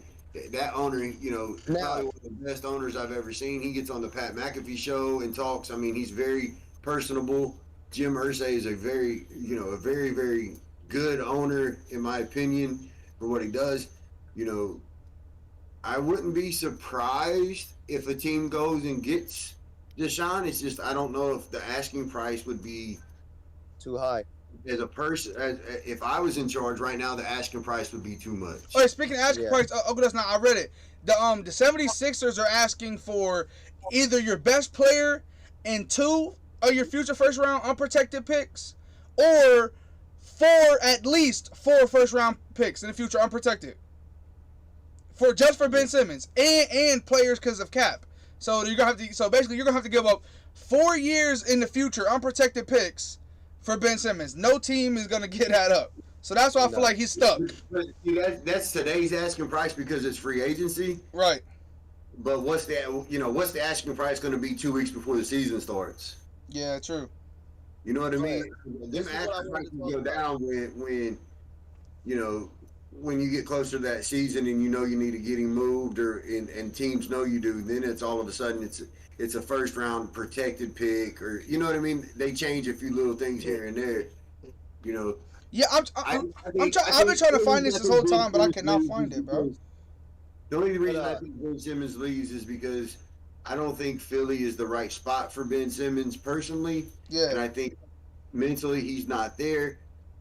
If he goes and does what he needs to and fixes himself in the offseason mentally, he could be worth some of what you just said. I mean, dude, it's not like he's a slouch, like he's some bum. Dude's a really good player. He just can't shoot the basketball. Can't shoot the football. No, but also, did y'all see the 11 through 20 of the wide receivers in Madden? Odell Beckham Jr. is better than Calvin Ridley, Adam Thielen, Justin Jefferson, Robbie Anderson, Robert Woods, and Chris Godwin. Odell's better than all of them. And look, I know De'Aaron loves Tyler Lockett. Tyler Lockett is not better than Adam Thielen, Justin Jefferson, Robbie Anderson, Robert Woods, or Chris Godwin. He's not. Tyler Lockett is an 88 overall. He's a demon, but he's not. Tyler Lockett's an 88 overall. Damn. Hell no. Damn. That's high. 82 maybe. That's high. I would say 82 maybe, but that's still giving it some. No, but also they have Kareem Hunt as one of the best in the game too. They even have fucking Joe Burrow as an 80 overall. No, yeah, I know. That's what I'm saying. The quarterback list is terrible. Look. Baker Mayfield is an 84 overall. He's tied for 10th, the best quarterback in the game. Then they have Matthew Stafford at 83. Kyler Murray's only at 82. Derek Carr's at 81. Justin Herbert's at 80. And then Kirk Cousins. But the thing is, they have Trevor Lawrence already better than Joe Burrow. And Kirk Cousins better than Joe Burrow. And Trevor Lawrence hasn't even had a fucking snap yet. This dude fucked his knee up. He fucking dropped that ball. Jared Goff and Joe Burrow are the same overall. You hear me, Deering? Jared Goff and Joe Burrow are the same overall. The only one that I kind of agree with when they did it, besides, obviously I talked about it just a second ago, is Derrick Henry being in the 99 club. Yeah. But they did really good with the running back class. If you really look at it, they kind of got the running back class pretty decent compared to the rest of all the other ones. Go ahead. I mean, no, I'm just saying the only ones I don't like is that Kareem Hunt is a top 10 running back they have, which I think Kareem Hunt's good, but at the same time I don't know if Kareem Hunt's better than Chris Carson and all these other guys they have him over. Hold on. So you're telling me that somebody that is having a hell of a year tears his ACL and is worse than a rookie quarterback, correct? Than Joe Burrow, right? Yeah, that's exactly what the Madden So said. somebody that tears his ACL in week 3 and has one of his worst years is still a 98 overall. Exactly, that's what I'm saying. McCaffrey I love the guy, but he's not a 98 overall when he tears his ACL. How is his rating better than fucking Derrick Henry? Like, come on. No, the quarter 97 and dudes. They need to How is that possible, bro? They need to go redo the whole entire quarterback system. They need to redo it because, so I can get the argument for why Justin Herbert is over Joe Burrow, but I don't know. Ben Roethlisberger. I wouldn't be mad if Joe Burrow was over Ben Roethlisberger. I wouldn't be mad. Joe Burrow has got NFL snaps to show himself. Trevor Lawrence hasn't. So why in the hell is Trevor Lawrence over Joe Burrow? Kirk Cousins is not better than. I'll take a limping Joe Burrow over Kirk Cousins any day of the week. I'll take Joe Burrow. I'll take Joe Burrow over Derek Carr any day of the week. Like, but he's worse than all these guys. But and also, bro, Baker Mayfield is not better than Matthew Stafford or Kyler Murray. He's not.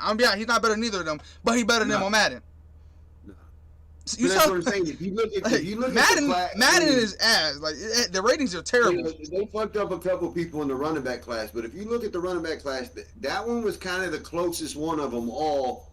I liked the receivers. I liked the receivers. You could switch, but I mean, like Derrick Henry should have been a 99. He should have been the best running back in the class.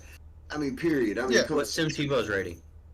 I don't even know. He not top 10, so he definitely no. But look, like thing is, the wide receivers pretty fair. They have DK Metcalf at 11, Terry McLaurin 12. I don't know about Odell 13. Then they have Calvin Ridley 14, Tyler Lockett 15, Adam Thielen 16, Justin Jefferson 17, Robbie Anderson 18, Robert Woods 19, and then Chris Godwin 20. And then to me, they're like top 10 is like kind of would be my top 10 too, so I agree with that one. It's Tyler Boyd, who's probably the best slot receiver in the league right now. Tyler Boyd's not even in the top 20. He's at 85. No. Tyler Boyd's 85 overall. But I'm just saying That's actually good. 85 is good for Tyler Boyd though. Best slot receiver in the league.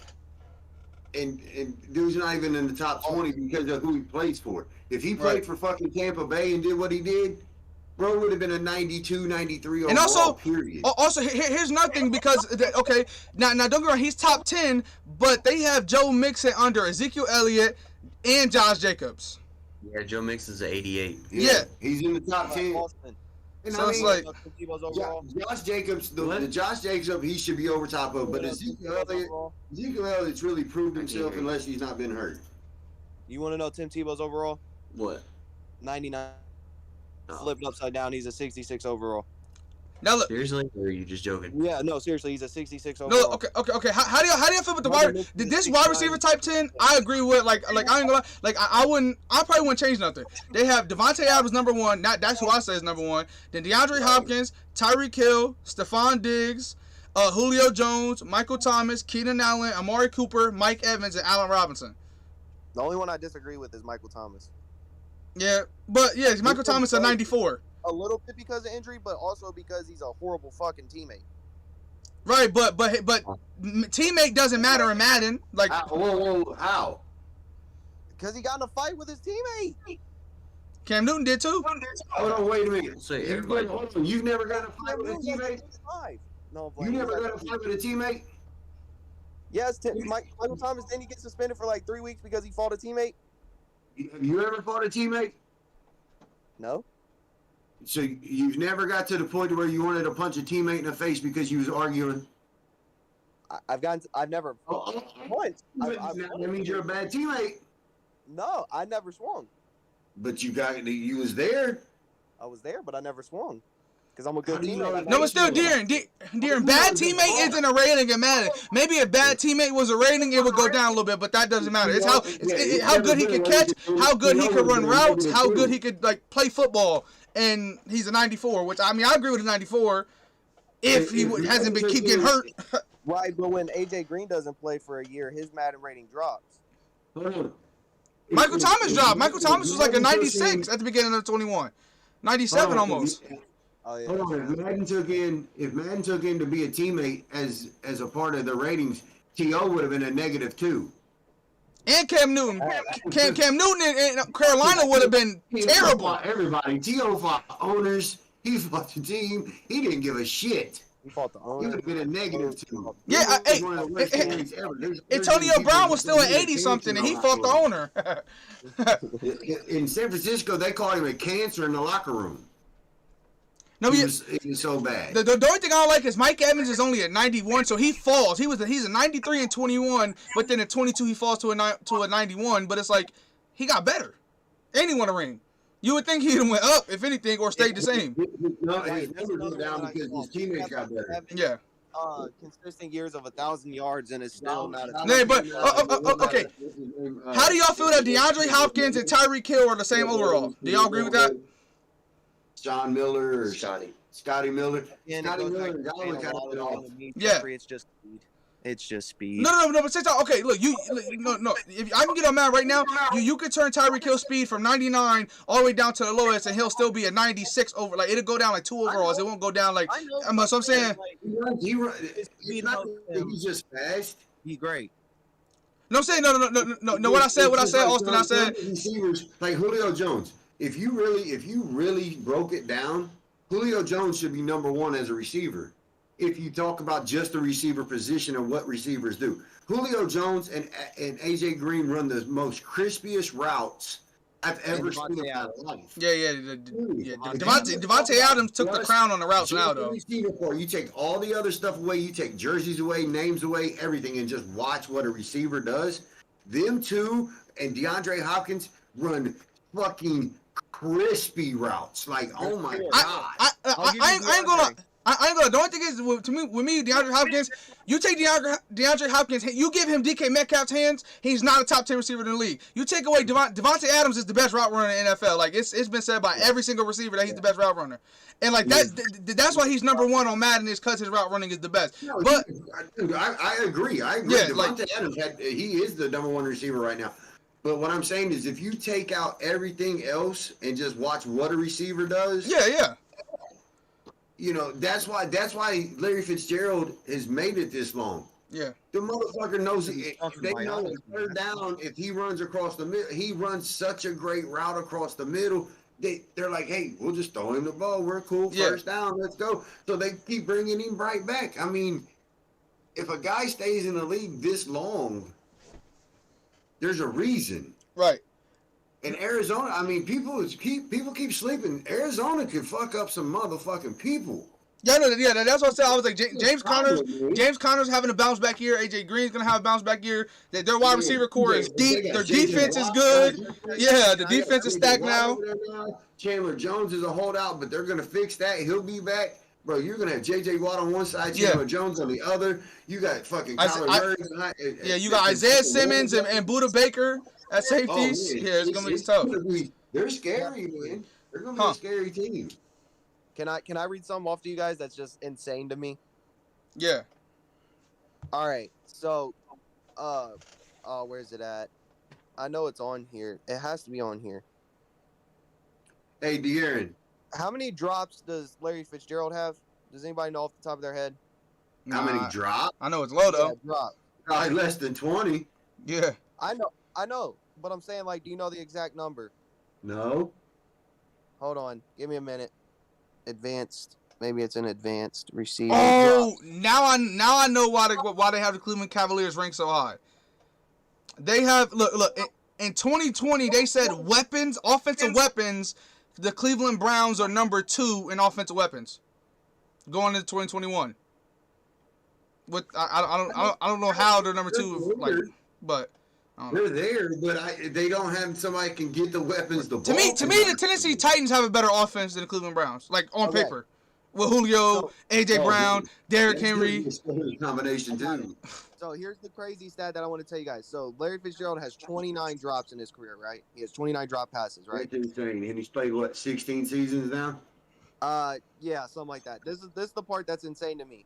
Okay, so 2004 when he was drafted, he started 16 games. 2005, 16, 2006, 13, 15, 16, 16, 15, 16, 16, 16, 13. So 3, 6, 7, 8, 11. So he's missed 11 games in his career. He has less games missed than drop passes.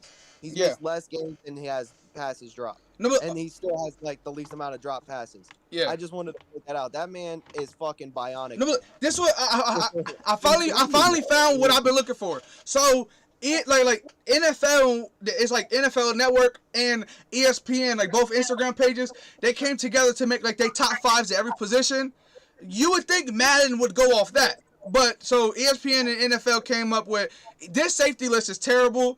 After Minka is pretty but they have Minka number 1, they have Justin Simmons number 2, Buda Baker number 3, Jamal Adams number 4, and Harrison Smith number 5. I don't like Jesse Bates is better than everybody on that list, so that was terrible. But to me, it's like okay, so Minka's number 1 in the NFL and ESPN, but he's 11 in Madden. Don't make no sense. It then, if you look at the running back one, they have Derrick Henry 1, Alvin Kamara 2, Dalvin Cook 3, Nick Chubb 4, and then Christian McCaffrey 5. But oh man, Christian McCaffrey is 10 times better than every single one of them. It just makes no sense. Like I swear to God, like I wouldn't be mad if they based it off of NFL and ESPN if that's what they based it off of. But y'all know who does Madden ratings, right? Chad Ochocinco does the ratings in the game. He does team ratings and player ratings. That's who does it. No, he only does. He helps, but he doesn't do it solely. No. I'm saying like when it comes down to breaking down people's stuff and like increasing it, that's who does it. Like Tom Brady literally ran a 40-yard dash in front of him to try to get his speed rating up. Like he asked Ochocinco to come out and watch him run a 40 so he would have higher than a 60 speed rating. And Chad Ochocinco wound up giving him a 61 or something like that just to be funny. He gave him 1 speed higher. So he does like the player like upgrades and stuff like. So each week Chad Johnson's the guy who's going in and making like Lamar Jackson go up 2 over. Like Lamar Jackson, I feel bad for Ravens fans because each week Lamar Jackson goes up 2 overall or down like 5. Each week in Madden he goes up and down all week. Like he's a new overall every week. He does it after the week games. Yeah. But what's crazy is I want to know who does it when the game comes out. So he has to change them numbers. Right. You know what I'm saying? Like, no, but Madden's weird. They change it week by week for some reason. You wouldn't have to change as much. Yeah. You know what I mean? I know the NBA they changed theirs, but they changed theirs at a month, every month and a half. They'll update theirs, or they'll update it if like they had a Emmanuel Quickly at like a 72 overall, the rookie for the Knicks, and then he wound up blowing up. Having one of the best rookie seasons that we've seen in a while from a player that wasn't supposed to do nothing. So they jumped him all the way up to like a 78. Like that's what they do. But in Madden, Drew Brees and Lamar in Madden 21, they'll go up 5 overall after week 1. Then week 2, they'll go down 6 overall. Then they'll go up 1. Then go down 4. Like they were just up. Drew Brees and Lamar was up and down every single week. And I was just feeling bad for their teams, like, because if you played with them, you have to wait till Lamar had a good game, then you get to go play with him in Madden. Because if he had a bad game, he was butt. Like No, but also look, they didn't even copy the edge rushers. The edge rushers, they had T.J. Watt, Joey Bosa, then they had Myles Garrett, Chandler Jones, then Khalil Mack. But then in Madden, they go Myles Garrett, Khalil Mack, then T.J. Watt. And then J.J. Watt and Chandler Jones. They didn't even put Bosa on there. Right. All right, boys, I'm going to hop off here. I got to start heading to bed. I got to get up at 5. All right. Hey, De'Aaron, you know how you like dad jokes, right? Yeah. I got a good one for you. What's up? What concert costs 45 cents? 50 Cent featuring Nickelback. Yeah.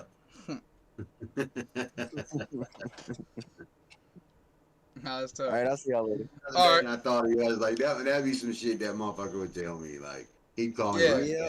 I what know. concert costs 45 cents? Oh, I was like, it's gonna be something to Austin, say. look. This something that made me mad to look out. But look, so the top. These is the NFL said this is their top 5.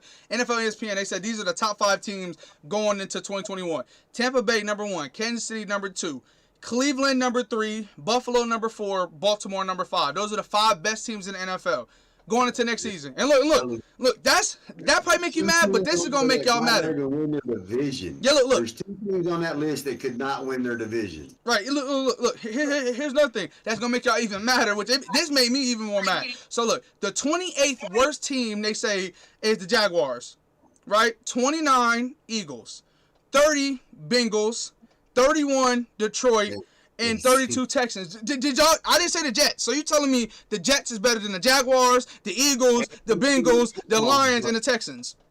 The Jets is not better than none of the teams I just said. Like out of all the teams, they didn't get better. No love. Nobody gives us no love, but that's I all know. right because they keep saying Cleveland this. At least we've been to 2 Super Bowls. No. Do y'all remember when like at the end of that 2018 season or whatever, 2019 the Browns were supposed to go to the Super Bowl, then they had one of the worst years they had in a while, and then 2020 they bounced back, so now 2021 they're supposed to be a Super Bowl team. So like what? My thing is Baker is so inconsistent. Yeah. If he was to lose, just like last year when Odell went down, the team it changed. yeah, they come off and they had a pretty good last 5, 6, 7 games. They kind of impressed everybody a little bit here and there. But what if Myles Garrett's out for the year? Yeah. What if he tears his pec or something and he's done for the year? No, but to me, No way. y'all think Cleveland is the third best team in the NFL? They're better than the Seahawks. They're better than the Packers. They're better than the Ravens. They're better than the Buffalo Bills. They're better than the Titans. They're like literally the only two teams that the Browns aren't better than. Let's just say Baltimore. Baltimore and Cleveland's defenses are so suspect. Yeah. I can't put them in them conversations because they might not even win the North because their defense is so bad. Like, I don't know if y'all can see that, like if it's gonna focus, but yeah, it's Tampa, Kansas City, Cleveland, Buffalo, Baltimore. It's like, so you tell me the only two teams. Yeah, I do too. Like, yeah, but it's just like the top two. But after that, my top five would have been Tampa. Yeah, like my top five would have been Buffalo. All them guys should be in that conversation for number 3. Yeah. This is what I would have said. Going to 2021, I would say, now that Green Bay got their quarterback back, I would say Tampa, Kansas City, Buffalo, Green Bay, and then, you can say Tennessee, you can say whoever you want at 5. But I think they're one of the top 4 teams. Buffalo's scary, man. Yeah, They got, but they have Cleveland better than Buffalo. The only thing, Buffalo need maybe a little bit better running back. Yeah. If they was able to pull some shit and get a big name guy come in that's been around that has the experience. Well, who did Devontae Freeman get signed to? Didn't he get signed? Kareem Hunt or something from Cleveland, with Cleveland having two running backs, maybe they make a deal. I'm not saying they would, but let's hypothetically, you put Kareem Hunt over there. Or because they just extended Nick Chubb, so they're not going to move Nick Chubb. But say they move Kareem Hunt, or you put I'd say Tyreek Cohen, but he's hurt, so he might not even play for the Bears. There's a couple backup running backs that could go over there. I think that's Tony Pollard from the Cowboys could be tough for them. I think he's a guy that well deserves a starter spot finally. I just think Buffalo, that's their weakest spot is the running game. But the rest of their offense and their defense is really, really solid. That's what surprised me is everybody was saying, pointing out all these. They said the offensive line could use help, the running back room could use help. Their defense was scared, that was sneaky good. And in the draft, they dove heavily in the defense. So now their defense is coming 10 times better than they were last year. They could potentially have a top 5 defense. Dallas did something that nobody has done. In a long time. Their whole draft was defense. Yeah, I know. And drafting the middle linebacker as high as they did is crazy too. They took a guy who didn't play at all 2020 and took him that high and basically making him the face of the defense. Are you gonna watch Hard Knocks this year? Yeah. Since it's Dallas. Yeah. But I'm just, even though it's a preseason game, I want the Steelers to win that. Gotta win that. But the bad thing is, and I kind of agree. The podcast, the show that I watch and listen to every day, the Pat McAfee show, they was talking about the Hall of Fame game because today they had Calvin Johnson on. Yeah. So they were talking because he's going into the Hall this year. So they was talking to him. So they started talking about the Hall of Fame game, and they was like, you know what though, the way Pittsburgh is and Mike Tomlin is. Ben Roethlisberger, Juju, and all them guys probably gonna be in street clothes. They're not playing.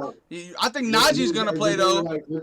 They were like, how Jerry Jones is with them being on Hard Knocks. They was like, all the starters are gonna get like the first series. He's gonna want to beat the shit out of the Steelers because it's gonna be on TV. Because that's just who Jerry Jones is. He's gonna be telling them like, come on, Dak, you got to do at least the first quarters. Yeah.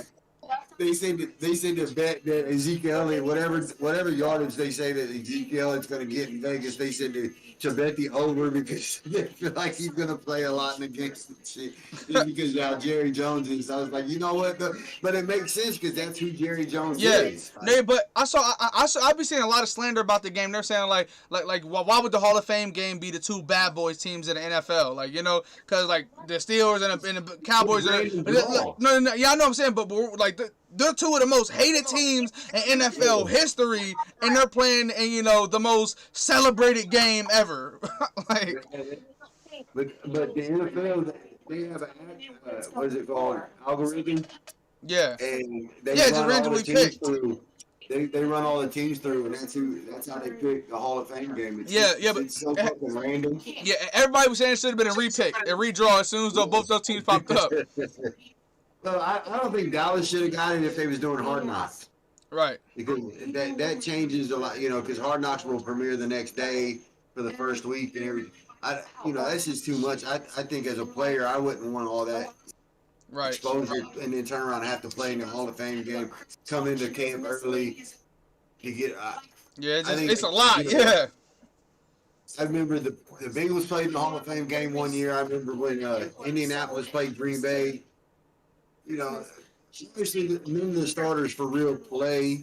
Because it's they're in a week early. It's the first preseason game.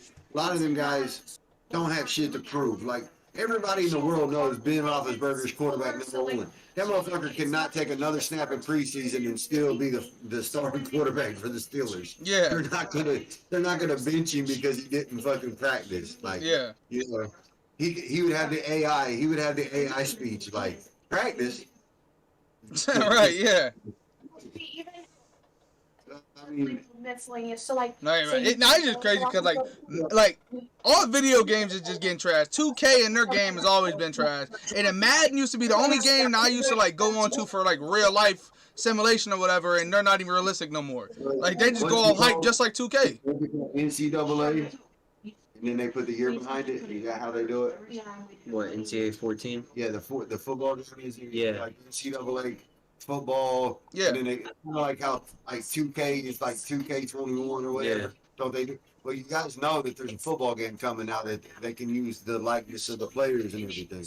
Yeah. But the only thing is that EA is still gonna make that. The same people who make Madden is gonna make that. But I know all you guys really enjoyed. Oh yeah, college football, yeah. Yeah. Because I remember you guys used to always play like the road to the Heisman, and Yeah. you had to create your guy and do your thing and try to win. At least that's something to look forward to. At least it's. What about that though, Jeffrey? How do you feel about these guys are signing fucking $1 million deals? No, I think it's lit because a freshman in high school just signed like a $400 million deal with Converse, and he hasn't even played his first varsity basketball game in his life yet. Jalen Suggs before the draft signed a big deal with Adidas. Like the Alabama quarterback, Nick Saban said, He's a backup quarterback and he's gonna make $1 million. He said he's already touched 7 figures. He's already made it, and he hasn't even played it down yet. He's the backup quarterback in Alabama. Yeah. He's not even a starter. He's And then gonna make $1 million. Oregon had our first player signed to Nike. Panay Sewell, little brother, Noah Sewell, he signed with Nike, so he's a Nike athlete now. It was $862,000 deal. Yeah, so like he in the next couple of years he gonna be a millionaire already. Like, cause this about to be his sophomore year, so before he's even in the NFL, he's gonna be a millionaire off of Nike. Yeah, because this deal it's a 2-year deal for $862 million, and it was a $400 million, or not million, but $862,000, and it was a $400,000 signing bonus. Yeah. So he signed, and he's a sophomore in college, and dude just got $400,000 given to him. Right. I think the problem of it, the only drawback I think is going to happen is these guys are going to get all this money and they'll be able to live off campus because they're going to be able to afford everything. Yeah. And that could be a problem in college towns, living off campus and doing college things. Right. Kind of like Mac Jones with his 3 DUIs. Yeah. No, did y'all see he actually is going to wear 50? You put a lot of, as a freshman or a sophomore, you kind of live in the dorm. Right. Now these guys are fucking, dude got $400,000. He can go out and fucking get him an apartment as a sophomore. And if you still do college things, that's where I think the problems could come in. So before I walk away, the last question I want to ask you guys, what do you guys think about this SEC and Texas and Oklahoma thing? No, yeah. We talked about the little bit on the last podcast. I think it's gonna change football because I don't know if you've seen, but you see how everyone's saying that it's gonna come down to every single team is going being like four. It's only gonna come down to 4 conferences. Like, they're saying like the whole ACC is gonna join like the the Pac-12 or something, and then like basically the whole America gonna join the Big Ten. It's gonna be crazy. I think it's lit though. The biggest thing I think about it is if they leave in 2025 and they don't make super conferences, I think this could be a really, really, really, really, really good thing for Cincinnati. Because Cincinnati was supposed to join the Big 12 when they left Conference USA. Yeah. I'm sorry, when they left the Big East. They were supposed to go to the Big 12, but then the Big 12 didn't want to expand. Yeah. If UC can go to the Big 12, that puts UC in a Power 5 conference. Yeah, exactly. With what they've been doing, and with who people's bringing in, and Ritter's a millionaire now too. In the top 8 sometimes, and kind of sneak into the playoff for the first time in the history of the school, being in a Power 5. I mean, I think they're going to be the first school that they call, because, like I said, everything was signed, sealed, and delivered when they was leaving the Big East. It's just the Big 12 decided they didn't want to expand because at that time none of the conferences wanted to expand. After that, I think it was about 4 years later, after the Conference USA thing was there for the American Conference, that's when everybody started expanding, and the Big Ten added some teams, the ACC. Yeah. So I think if it doesn't turn into major, two big old conferences or power conferences or whatever, and I think everybody stays, I think this could be the best move UC's ever seen, because that's guaranteed probably $15-20 million to go there. Like, right, seriously. yeah. Like, and then it puts you on a national stage, it puts you in a Power 5 in football. I mean, they went 8-1. Yeah.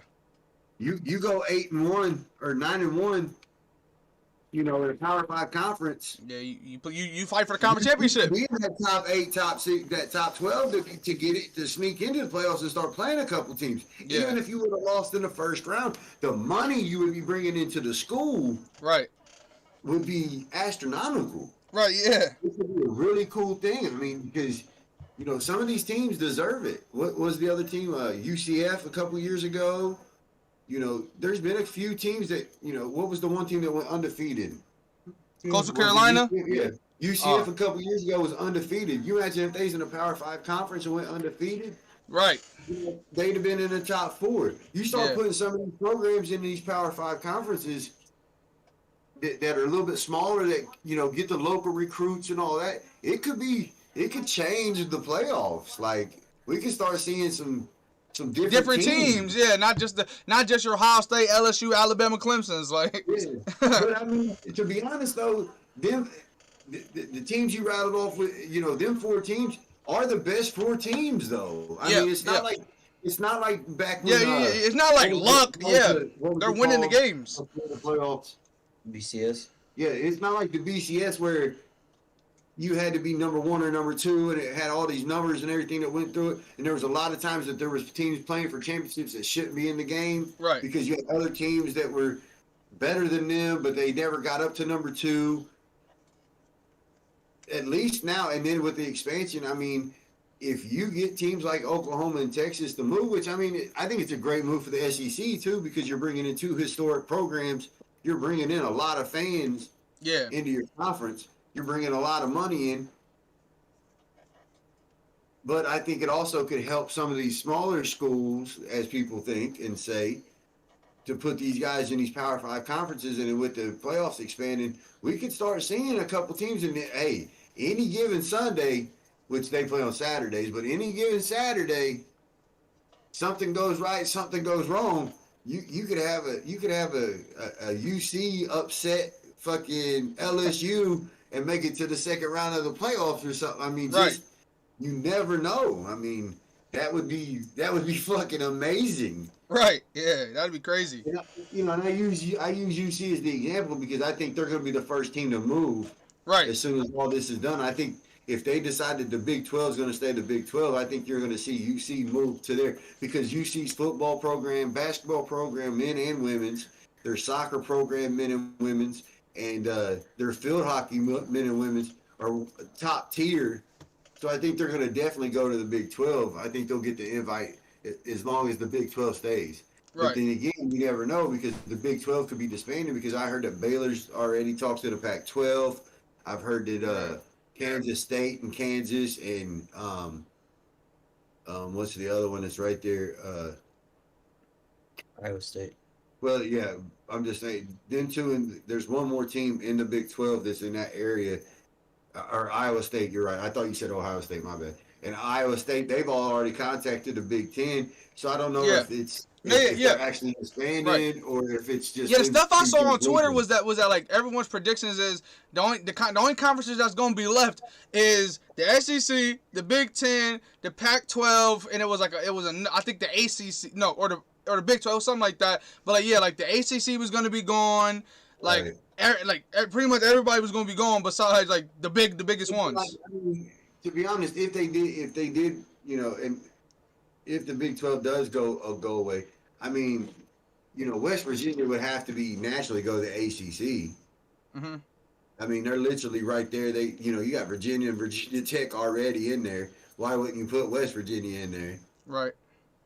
So I mean, there's a couple teams that would be logical. I mean, like geographically, if you did it geographically. Yeah.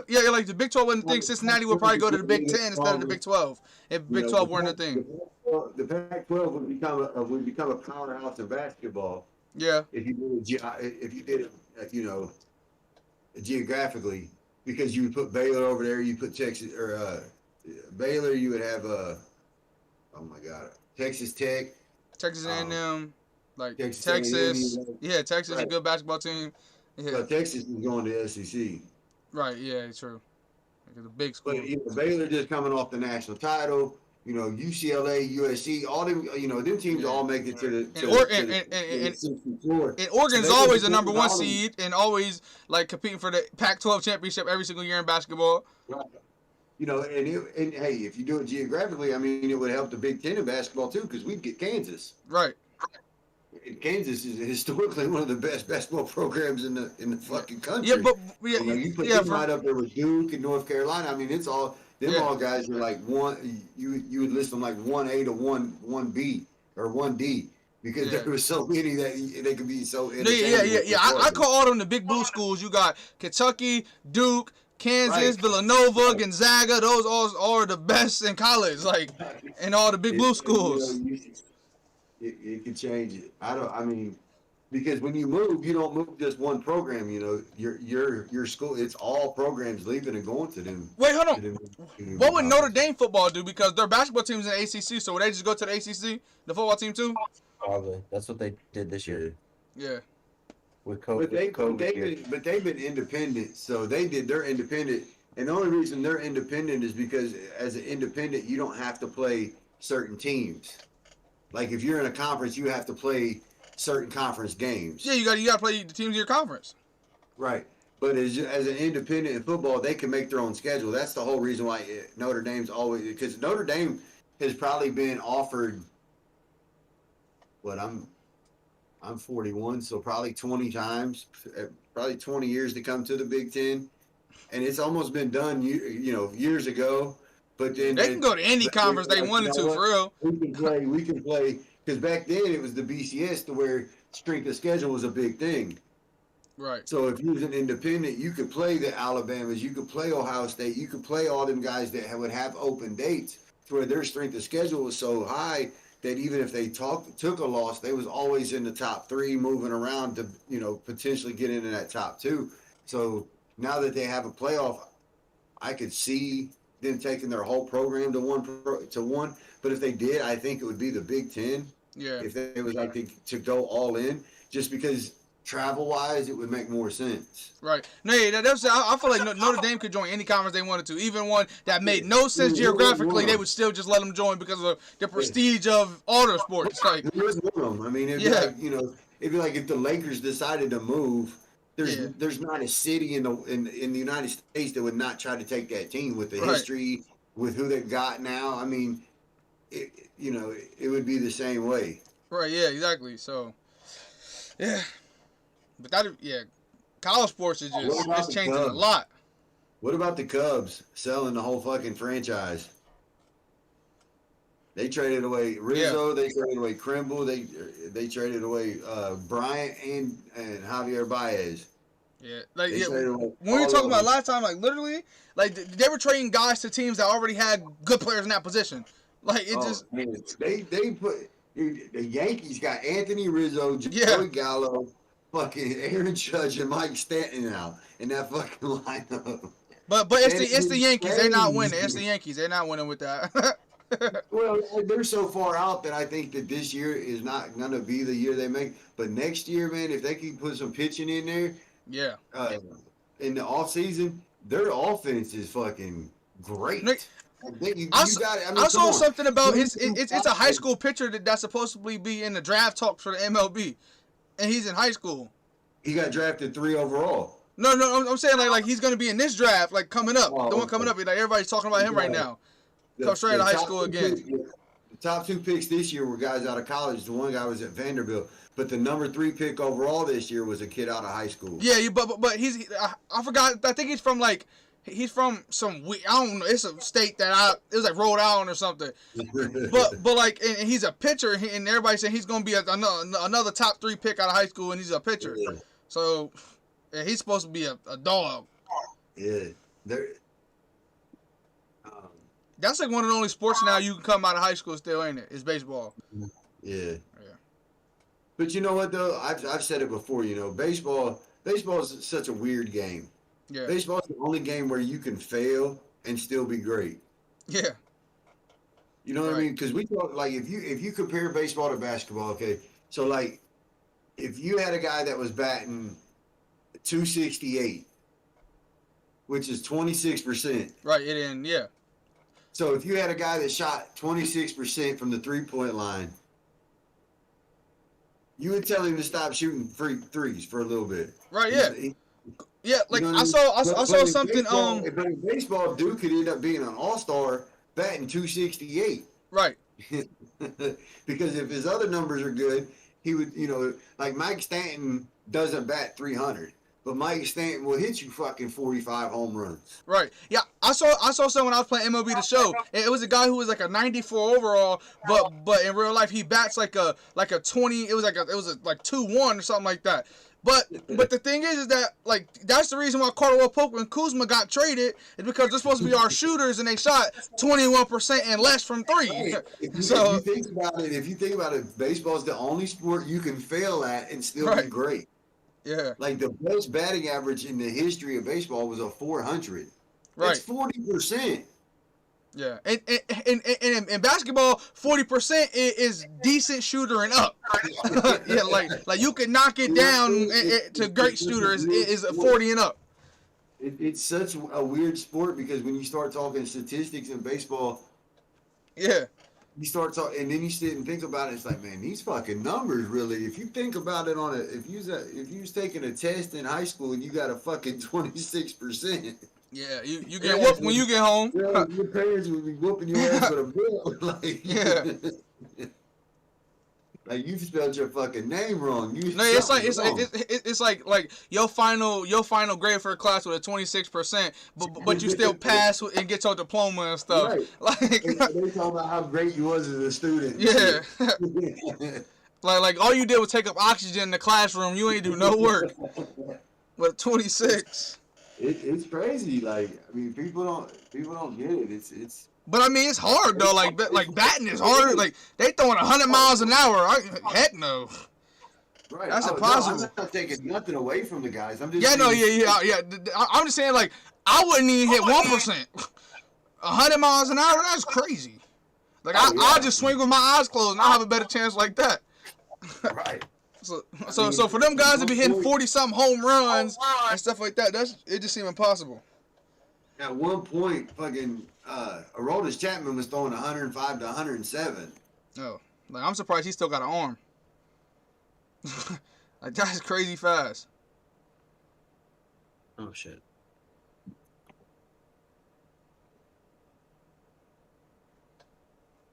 I don't know what he's saying. No, yeah, it's just, whew. Yeah, well, yeah, baseball got to be one of the hardest sports.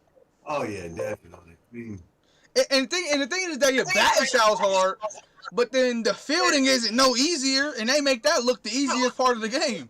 Like what's the I don't know his name, but I was watching the Reds. He was number 6, long hair. I believe he was second baseman. for real. The Reds. He was like, I think he had like long hair. He was number 6.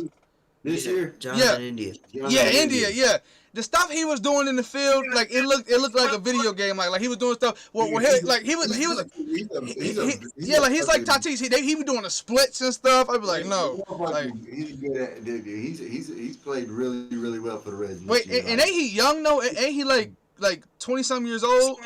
He just Yeah. came up. This is his Yeah. first year in the league. Yeah, that's what I was about to say. I heard them talking about like he's so young and he can really like grow with this franchise. I was like, nah, that's crazy because he looked like to me watching that game when it was against the Nationals or the Washington team, I think when they were going against them, he looked like the best player on the whole entire field. Like he looked like the man. And I was like, hold on, this is his first year. Yeah. He's gonna be. He's special. It was like he looked like LeBron at 03. Like he came to the league going crazy. Like he was doing the splits like and stuff. I was like, nah, I couldn't do that. And then Tatis want to do the splits like sliding on the back. He does the splits. I don't know. They just do too much. He hurt his shoulder. He's been out for a couple days.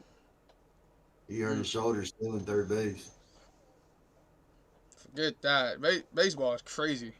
It is. It's such a weird sport. I mean, it's one of them ones like you have your favorite team and you follow that team. Right. You know. But then you have love to every single best player on every single team because they just so amazing. Like, no. But also to me, okay, it's hard for the players, but I couldn't be an umpire in baseball. That's too hard. Oh no, that's too much. To me, the umpire is harder than playing. Because them calls and stuff like strikes and balls, some of them be looking way too close. And don't make the wrong call because then this stuff getting thrown on the field, everybody going crazy. Nah, forget that. Like what's the one rule that like they have like if they like don't turn their body whenever they throw to like get you out or whatever, like when they pick you out or whatever when you standing on base. That rule, that I wouldn't be able to call. I don't see how the umpires call that. That's impossible. Yeah, a balk. Yeah, like that. That's super hard to tell sometimes. I was watching like it was like some of the most controversial balks or whatever. I was like, yeah, I'd have called it too. Like I don't know. It looked like one to me. Yeah, I couldn't be an umpire. That's too hard. I just want to be the coach that go like this. Tell them to keep going or just stop. Like that's what I do. Third base, dude. Yeah, just keep going or stay where you at. That's the only type thing I'll be doing. But to me the funniest position to watch is the catchers. Cause like they be sitting there throwing up symbols and all that, and then they'll drop to their knees, they'll get up, they'll throw the helmet up in the air, running around. They just be doing the most, and those be the biggest dudes. Like Austin was one of the better catchers in the city at one point. Yeah, catching is hilarious. I just love watching it because they got to do so much. Austin at catcher and second base. Mm-hmm. That was, I mean, and a catcher, boy, he Catcher's won tough. his first game in like 4 years because of what he did as a catcher. Like I couldn't play catch. I forget to throw the helmet up. I wouldn't know. It's too hard. You wouldn't. You definitely wouldn't, because when the ball's in the air, you can't see shit with that on. So you have to throw it off. That's why they do it. Cause looking up, you couldn't see a damn thing. You wouldn't forget to throw that shit off because you'd be like, and also they have to do something like they'll be sitting there, squat down, wait for pitch, and it'll be a terrible pitch. They'll have to run, go, and try to catch the guy trying to steal. Like they got to do the most. I'd be like, nah, I couldn't do that. You gotta protect everything with your chest. Yeah. So that little chest play, if the pitcher throws it in the dirt, you gotta drop down, put your glove in between your legs, and basically let the ball hit you right in the chest, so that way it doesn't get behind you. Yeah. Oh, yeah, they be having to do the most, and they be getting trucked, like they just run to get ran over. Like nah, we have to fight. Anymore. That's not a rule anymore. If they do that now, you get ejected from the game. No, but also they be getting juked. Like I watched the game. It's the best Pirates highlight of this year. Like the guy went and he like jumped back and the catcher dove in front of him, then like walked around him and touched the bag. Like so that they be getting juked out their shoes. Like no, I couldn't. It's already hard enough, and you can be on the wrong side of the top 10. No. No, I could. It's like they're like the NBA centers. They gotta try to block every shot, and sometimes you gonna get dunked on. Like so, they be on the wrong side every time. And catch is so annoying too, cause like when you gotta. And also, they have they have that weird glove. Nah, forget that. The glove's fine. The glove doesn't feel weird at all. It feels really good. Like Yeah, the it looked glove, funny it though. curves- Yeah, Well, the glove curves right where your palm is, so it feels like when you close the glove down, it literally feels like you have an extra hand. It just doesn't have fingers. yeah. So it's They be really getting easy their to hands catch with broken stuff by the But the most pitchers. annoying thing that happen when you're a catcher is to be the last out of an inning. When you're a catcher, because then you got to run out, you got to run into the dugout, take all your shit off, put all your leg straps on. While everybody's out warming up, you're still putting your leg straps on each leg. Then you got to put your chest protector on. Then you got to put your thing on, and everybody's just kind of sitting there waiting on you, like, come on. And you're like fucking busting your ass trying to strap all this shit Yeah, up. nah, 'cause forget you're that. the last out. All right, If there's 2 outs and you're on deck, no, if there's 2 outs and you're on deck, you gotta wear your leg protectors while standing in the on deck circle. So you're in the on deck circle, and you gotta wear your leg protectors because if the guy in front of you gets out, then you gotta throw your shit on and go out there and catch. nah, forget I that. think that this one would be like if you're at second base, Mm-hmm.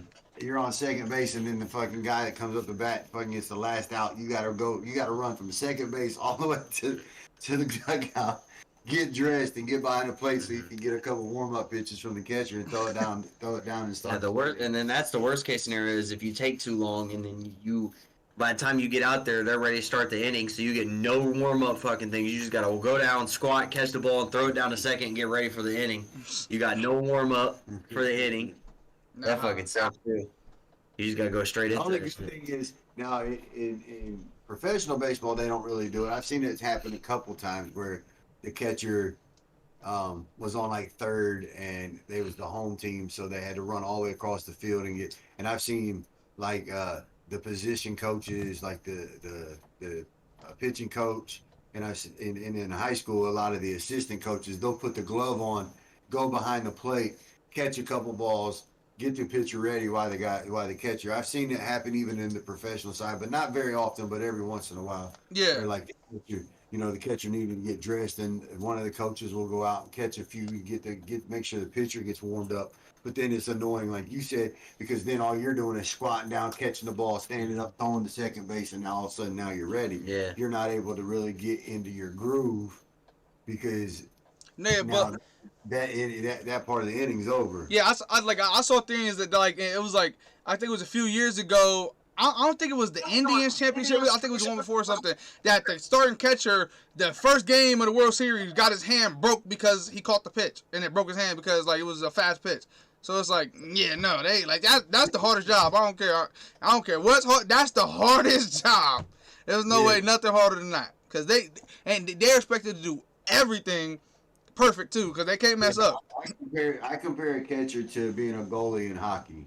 Yeah, exactly. Because the goalie has like the catcher and the goalie both have to make up for their team's mistakes. It's the goalie's teammates' fault for getting the turnover and getting the team in scoring position, and then they gotta save their butt.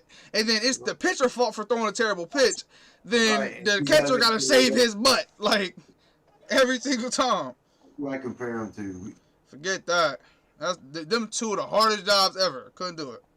Yeah, I wouldn't. I mean, But hold on, are the catchers one of the most paid positions though, or no? So I mean, a catcher. I mean, Austin really like enjoyed catching. I Yeah, mean, it was fun. Yeah.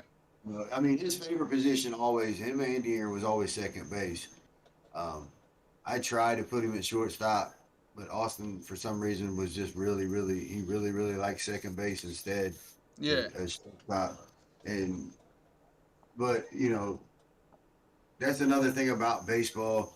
Growing up and playing T-ball and then moving to coach pitch and moving up is a lot of times you play multiple positions. Right. Somebody don't come to practice or somebody don't come to a game. Now all of a sudden you're the third baseman. You play shortstop. You're in the outfield. In basketball and football you kind of go both ways, but you still play like multiple the same positions. position, just on the opposite side. You Yeah. don't really, you don't have a guy go and play a lineman and then be a quarterback the next series and then be the running back the next series. Well, It's my not team like did if you because play- we had 12 players. So our quarterback was our defensive end, and then whenever I moved to D end, he was our D tackle, and he was 100 pounds soaking wet. But that's because we ain't had nobody. Sometimes you have exceptions, but most of the Yeah. time, if you play offensive line, You play defensive line, right? If you're the fullback or the tight end, you playing linebacker, right? Right. Quarterbacks for safeties or corners. Right. In baseball, you can end up playing, in your career every position. Yeah. I mean, I think you did at one point in your life you played every position on a baseball field. And you can't do that. You don't see that a lot in any Right. of the other sports, and I think that's another good thing about baseball because Right. It's the versatility. Yeah. each position, versatility. And Left field. each position was a little different. Right. Field. Yeah, that was the only position I ever played was left field. I played center, right, and every other infield Hey, position. And I thought you played left 10 field. I played 10 out of the 11 on the football field. When Well, no. Morris, but when what's his name? I played every single offensive slash quarterback, and I played some defense. There's more than 11. Never remember playing left field. I always Person in left field was where the scoreboard was, and I thought you played right in front of the scoreboard that week I don't think so. I because don't remember. Cook was out. Maybe that was De'Aaron. One of y'all played it. I know it. No. I played every single position in my years of football besides quarterback. I played running back, Oh, yeah. kindergarten. I played corner and safety. I played DN for a while. I played inside linebacker. I played every single position on D line. I played center, every O line, running back. I played wing back, full back, wide receiver, tight end. I've done it all. Hey, speaking of football, Brian Cook. I want you to watch him this year at UC playing All right. safety, number 6. Bet. I just highlight him and let you just watch him this year. Watch his. I mean, because they lost both their safeties to the draft. Both their safeties went early. Like one went in the first round, one went in the second round. Yeah. For UC.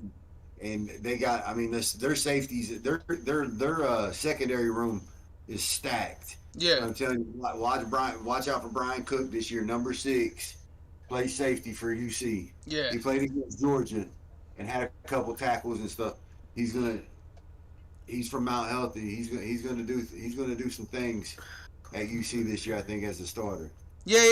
And I heard two guys that Lonnie Phelps supposedly supposed to start getting snaps in Miami, and Dalton Norris that I put my teammate on Talawanda. He's supposed to get snaps on the defensive line for Miami this year too. Yeah. So I'm definitely watching that team because those two players I know.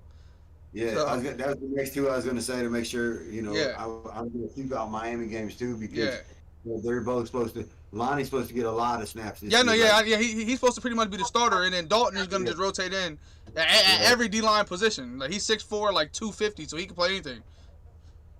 So I mean, there's some guys at smaller schools that Right. are going to be. Yeah. they're gonna- I can't wait to watch my team play because we have. I think out of every single school, I think we got the best linebacker core this year. We got the number one, freshman, redshirt freshman linebacker in the country, and then we got Noah Sewell coming off an amazing freshman year, about to be a sophomore. It's gonna be tough. Is it week 1? What? Oregon, Ohio State. No, I don't think it's week 1. Is it week 2 then? Yeah, I'm pretty sure it's the first 3, one of the first 3 weeks. Yeah, we're going to see how good everybody Yeah. is coming back. That's going to be marquee game right there. Yeah. That Yeah. could For be either the team, top- I feel like whoever that- wins that that could game is cost- gonna go on to have the best year. That could cost one of the two teams. Well, I mean, they did extend the playoffs, so never mind. I was going to say, if it was still the top only 4, that could have cost one of the two teams from getting in Yeah. that early. But Yeah. since they extended it to a few more teams, Right. They haven't done that yet. I haven't Yeah. heard anything. I thought they extended it coming this year to 12, or 8 to 12. It's always been 4. I haven't heard anything like that. I think it's extended this year. I don't have my phone. No, yeah, but But Oregon, we had a potential number 1 overall pick. We have like those 2 crazy linebackers. Our defense is gonna be stacked, and Oregon's offense is just so trickery that it don't matter who we got high scores out there, and it's gonna work because it's just a trickery offense. I think they extended it this year.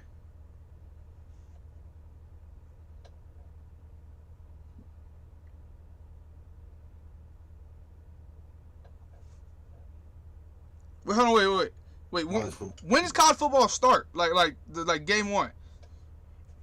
September? Hold on. 1st of September, I think. Yeah, it just says proposed, but Okay, yeah. It's week 2 because I knew we played each other September 11th, but I didn't know what week that was. I ain't gonna lie, besides us, y'all out of conference is so easy. Tulsa, Akron. Ohio State ain't playing nobody tough besides us in the conference.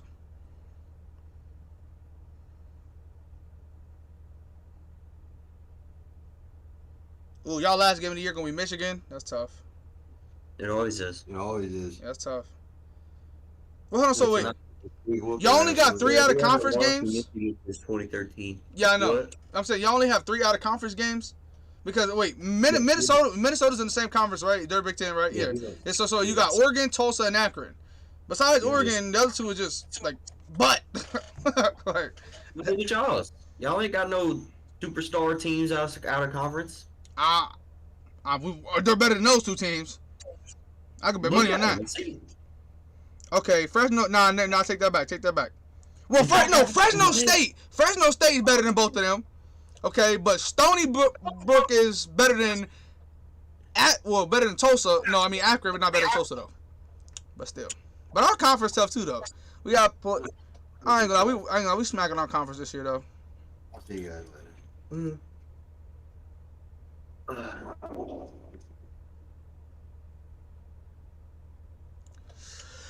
I'm sorry, I won't play Nevada this year though. That was my favorite Oregon game of all time. We won 77-6.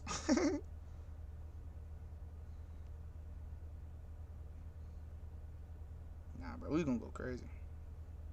Yeah, I feel like Oregon. If I don't hear you, I don't hear you. Oh, okay. Can you hear me now? Yeah. Bet.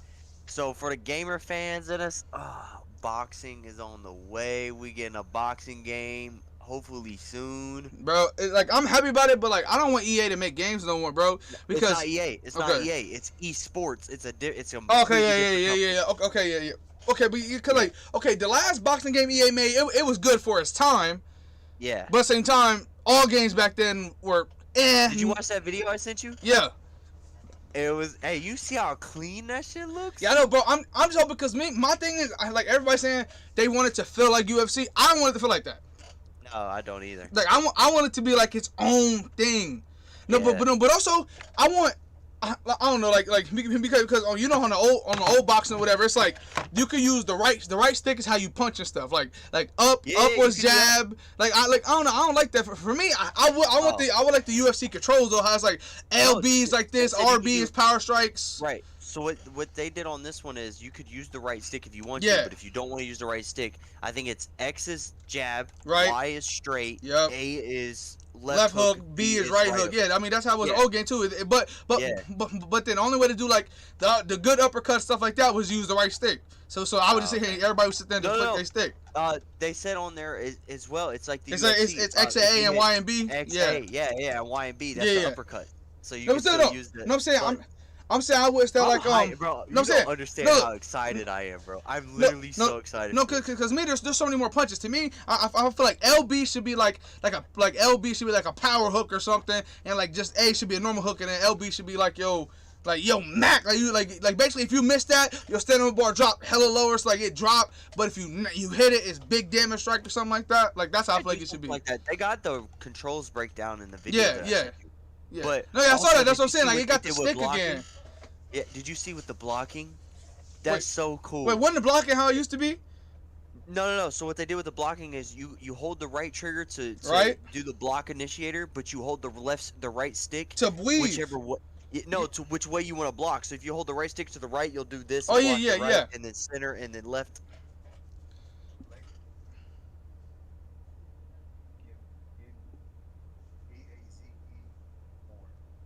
Kent Bazemore? Oh, the Lakers signed Kent Bazemore. Another shooter. We'll take it. But, like, yeah, so it's like you could block the right No, yeah, side, middle, but- or left side of your no, face. but- Hey, that's so clean, No, bro. no. Okay. That's bad because no, because look, you blocked the wrong way, you knocked out. In UFC or whatever, I like because you just hold RT or whatever, and he'll do the blocking and stuff for you. It's gonna be Yeah. tough because like it's gonna take so much skill to be good at that game. You Right, know. and then also, right, but you gotta practice with it. And then also, they did one. If you hold the left stick all the way, your guy will rush the fighter. But if you hold the left stick just a little bit, you'll actually like creep forward. Right. So like they used it No, to yeah. where so Like, okay, I take it back. It should be more like UFC because I like how in UFC you can slip and dip it, and also you can enter, you can like dip into the strike zone, throw a punch, and slip out. Like, yeah, like I feel like that's what they did it too. And also on this one, you can get caught. So like if you're moving head bobbing right, and you head bob to the left, but and you and- get or- hit for, and they he swings a throw- right hook. and they Yeah, throw a right hook, yeah, boom, it'll daze you. But also a thing that they added that UFC didn't add, which is so fucking sick, is you can still get a knockout punch when you're dazed. So like right. you If know you how catch them boxing, back, like, yeah, yeah, and they're yeah, like because if they're dazed. overly aggressive, running in on you, can mink. Yeah, I saw that. Exactly. Yeah. Yep, yeah, that shit was so clear. I'm like, that's lit, because you're like, you could be up against the ropes dazed. He tries to rush in to get that knockout. You slide in a No, but yeah, uppercut, boom, now no, he's fucked but up. what I did like is like how because UFC got it now, but the old boxing I played the Fight 93 whatever. It was the Yeah. first fighting game to ever have where their character can run forward. So like if you held it forward, they'll do like on there it'll be a super slow jog, but like instead of them them doing that little weird 1-2 step up, they would okay Yeah. like jog forward with their arms down. And now in UFC they can like they run across the ring at you. Yeah. So it's like Yeah, now they got it's that so in boxing, clean, bro. so you I'm can so really catch excited. somebody. And I hope they got a career mode, man. Yeah, I If know. they got a career mode, it's on Well, no, 10, bro. I'm You ain't fucking pumped. you ain't like the EA Sports Fight Night career mode with Yeah, I when did. he's I in did. prison. That one was fire. Yeah, that shit was Yeah. on fire. Yeah. But I'm saying we haven't had that in 10 years. Yeah, I know. I'm excited for a new game. Yeah. We got new fighters. Bro, did you see all the list of people that they got on that game? Yeah, to sign? yeah. They got all your dudes on there that are in boxing right now. Right. The biggest names in boxing right now are in that game. So I'm it's gonna be pumped, lit. bro. Like, can you imagine you got to fight? Is it Triple C or is it? Oh, what was his name? He was a middleweight guy. It was triple something. And it was a letter. Well, I don't know. Triple G. Oh yeah, right? yeah. I think I'm pretty sure I know who you're talking about. He's in a game, and the boy Yeah, that fights Costello. with Floyd's in a game. Costello is in the game. Yeah. And then who's your dude? That Javante that trains Davis. with- Yes, he's in the game too. Yeah. You can fight as Devontae. You can fight. Is Ryan? against Devontae Wait. Davis. Is Ryan Garcia? Hold on, let me see. Let me look it up. Okay, I'm about to say Ryan Garcia is like one of the biggest names in boxing besides him.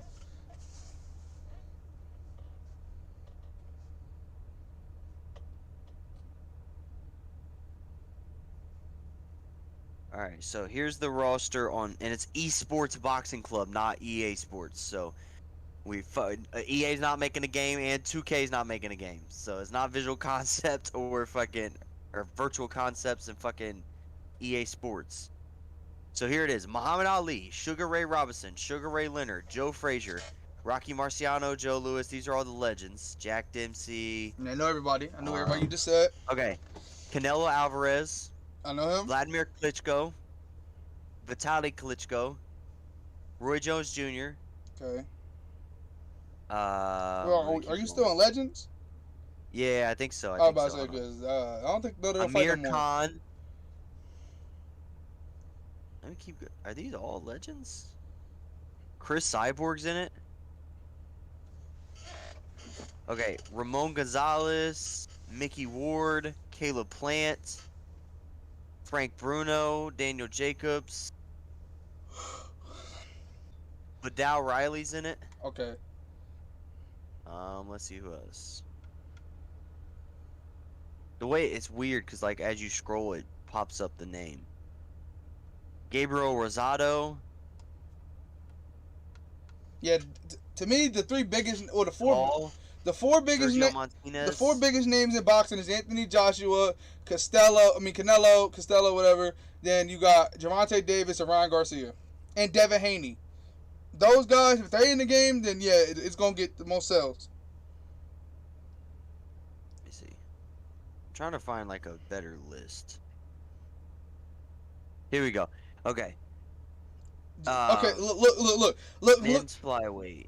They got. Hold on, who am I looking for? Ryan Garcia, Devin Haney, Gervonta Davis, Costello, I think it is pronounced. And obviously Anthony Joshua got to be in it, but still, those like the biggest names right now. Yeah, men's heavyweight. Men's heavyweight. Probably Fury, Wilder, and Anthony. Yeah, Joshua. Tyson Fury's in it. Yeah, Yeah. Tyson Fury's in it. It doesn't look like they got Wilder yet. This is still a work in progress though. Well, yeah. Wait. Ain't this not coming out for like a little minute? Yeah, they don't know. They don't have a release date on it yet. Right. Yeah, Roy Jones Jr.'s in it.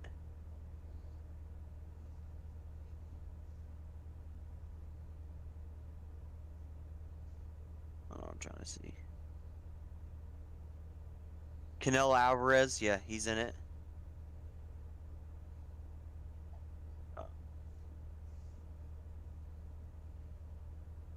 Amir Khan, I know who that is.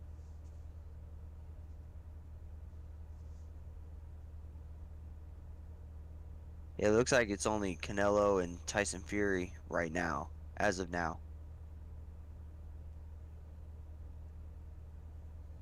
Marcos Maidana's in it. Okay. You know who Maidana is. Juan Carlos Torres. Julio Cesar Chavez Sr. Julio Chavez. Who else? Diego Corrales. Oscar Valdez. Is that one of the ones you said? Oh no, but I know who that is though.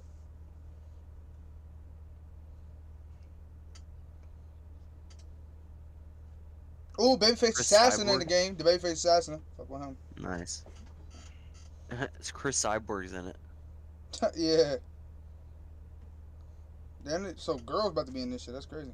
Yeah, girl's gonna be in it, yeah. It's fire. But it's super lit, bro. I can't wait. I can't fucking wait. Like, I've been wanting a boxing game for so long. I love the UFC, don't get me wrong, but boxing is where it's at. Especially when Yeah. you're playing. Boxing in a video game is so fucking fun to play. It is so fucking fun to play. Yeah, definitely. It's like the funnest. Like And they got all the titles too. They got the WBC, WBA, IBC, and IBA title licensing. So all 4 titles will be in the game as well. okay. But that's So what- you could be the WBC champion. You got fight Tyson Fury for the WBA They- title. The old one, like that. the old one had 3. It had 3 out of the. It had 3 belts for each weight Did it have class. 3? Yeah. Because the old one, and in the old one, the story you only fought for the one title and then it was over Well, you know, after that. no, yeah, there's that. I think that's champion mode, but then there's legacy mode where you can make a creative fighter, or you could choose a Okay. fighter that's in the game, and then you choose whatever weight class you want. You start off as an amateur, but you would like it. I'll play like 50 of them. You start off as an amateur, and you box in an Adidas circuit tournament. So it's like an amateur tournament, and it's sponsored by Adidas. So you have like the headgear. One guy's in blue, one guy's in red, and you fight through the tournament. Once you beat everybody, and think it's not easy to get knockouts because you got headgear on. And think it has a score at the bottom, so it's who lands the most strikes wins if you How don't knock amateur him out. boxing is. Yeah. Yeah. So it's like that, and then you go from amateur, you move up to prospect, and then you start off as like number 40, and you have to fight your way all the way up to like a top 5 contender. Then once you become a top 5, you have to like beat the person and then become their rank or whatever. So I think you start off in like 30 something, close to 20. But you don't have to fight like 31. You got to fight 30. When you're 31, you can fight like 26 to 24. And then jump up like that. So you'll probably fight like 16 fights, and then you'll be able to fight for the belt. And you'll fight for 1, then you'll have to defend it. Then you can fight for the second, so you can have 2 of them. Then you have to defend the second one. Then you can fight for the 3rd and final belt, and then you defend it. And then you just can keep fighting everybody in weight class. And then your trainer will text you and say like, hey, you've beaten up the whole entire weight class. Do you want to move up? So then you say, yeah, but you lose all 3 of your belts. But then you move up and you start off as like the 5th best, or you start off like the 10th best, and you have to fight to prove that you can jump into the top 5 and start fighting for the belts there. So yeah, I always knock him out. It's always like number 7. I just knock him clean out, and then I fight. I think they make you fight like 2 or 3, and then I just fight for all those belts, and you just keep doing that. It's like it's like the UFC, like little legacy mode. You can create a fighter. It's lit. Yeah, I'll never forget on that fight night on the story mode, right? Because you know, like you go to jail, then you come back and you jump from like middleweight to heavyweight. Yeah. Cause you gain weight, and also the guy who got you set up, it became your little brother's boxing coach or manager or whatever. Yeah. So like, I had like in the story mode, you know how the one like before you jump back into boxing, right? You're like a sparring guy. You do the little sparring. Yeah, you have to knock out the dude that was talking stuff to you or whatever. Yeah, but then there's the other one where it's like don't knock you. Like you're training with the guy, but you're not. Oh yeah, you can't hurt him. Yeah. Yeah, bro. I had the cleanest knockout in Fight Night history in that fucking thing, bro. Like, look. So we're going back and forth and like sparring against each other, right, Jeffrey? Right. Yeah, I hear you. I hit him with a jab cross, and I just start working the body. I'm talking out, boom, boom, boom. I'm tagging his body up. I hit him like 6 times in the body. He's not blocking anything. Boom. He literally went to block, and it was like perfect timing as I threw a right hook. He dropped his hands to block his body, and when he dropped his hands, I just. And he went to sleep. I said, "Oh shit!" Yeah, I wasn't supposed to knock him out. Yeah, then it'd be like mission failed or whatever. Yeah, but I was like, that was the cleanest knockout ever. Cause I'm just tagging him in the body, and he dropped his hands as the perfect time as I threw a right hook. Yeah, and that's I just tough. knocked his ass I know out. he was salty. Like it's just one of those things where you super happy, but then you start like, damn, I gotta redo the whole fight. To redo the whole thing, yeah. But yeah, that story was lit. And then like the one fight that you got to do, and you have a broken hand. Yeah. Like your right hand's broken. You can only throw left hooks the whole Right. time. And then the other one, it's one fight where like the judges and the ref isn't on your side, and if it goes to the cards, you're gonna lose even if you beat him to a bloody pulp. So you have to knock him out or whatever. Yeah. Yeah. And then the last fight, you like the one round, you got to survive. Yeah, you got to survive, and then another round you only could like he wants you to just throw like 2-punch combos the whole round, and I swear to God, as soon as you try to throw your 3rd punch, he knock you out every time. Yeah, it's crazy, man. I miss games like that, and I'm so excited we got one coming back. I hope there is a story mode to this, because they seem like they got a good budget. If they're signing people like Tyson Fury, Muhammad Ali, Sugar Ray Robinson, Roy Jones Jr., Canelo Alvarez, like if they're signing these type fighters, they got a good budget behind the biggest name besides like obviously like Sugar Ray Leonard is Sean Showtime Porter from the United States. He got everybody know that sign. And they're still signing people too, man. So Yeah. I'm hoping. They said that they don't have a release date yet, which sucks. But I'm excited, bro. I'm so fucking excited.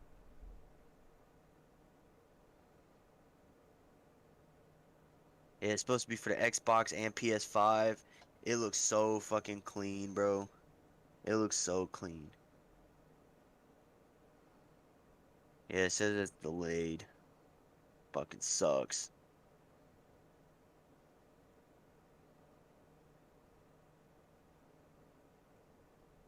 It said they got 100 fighters.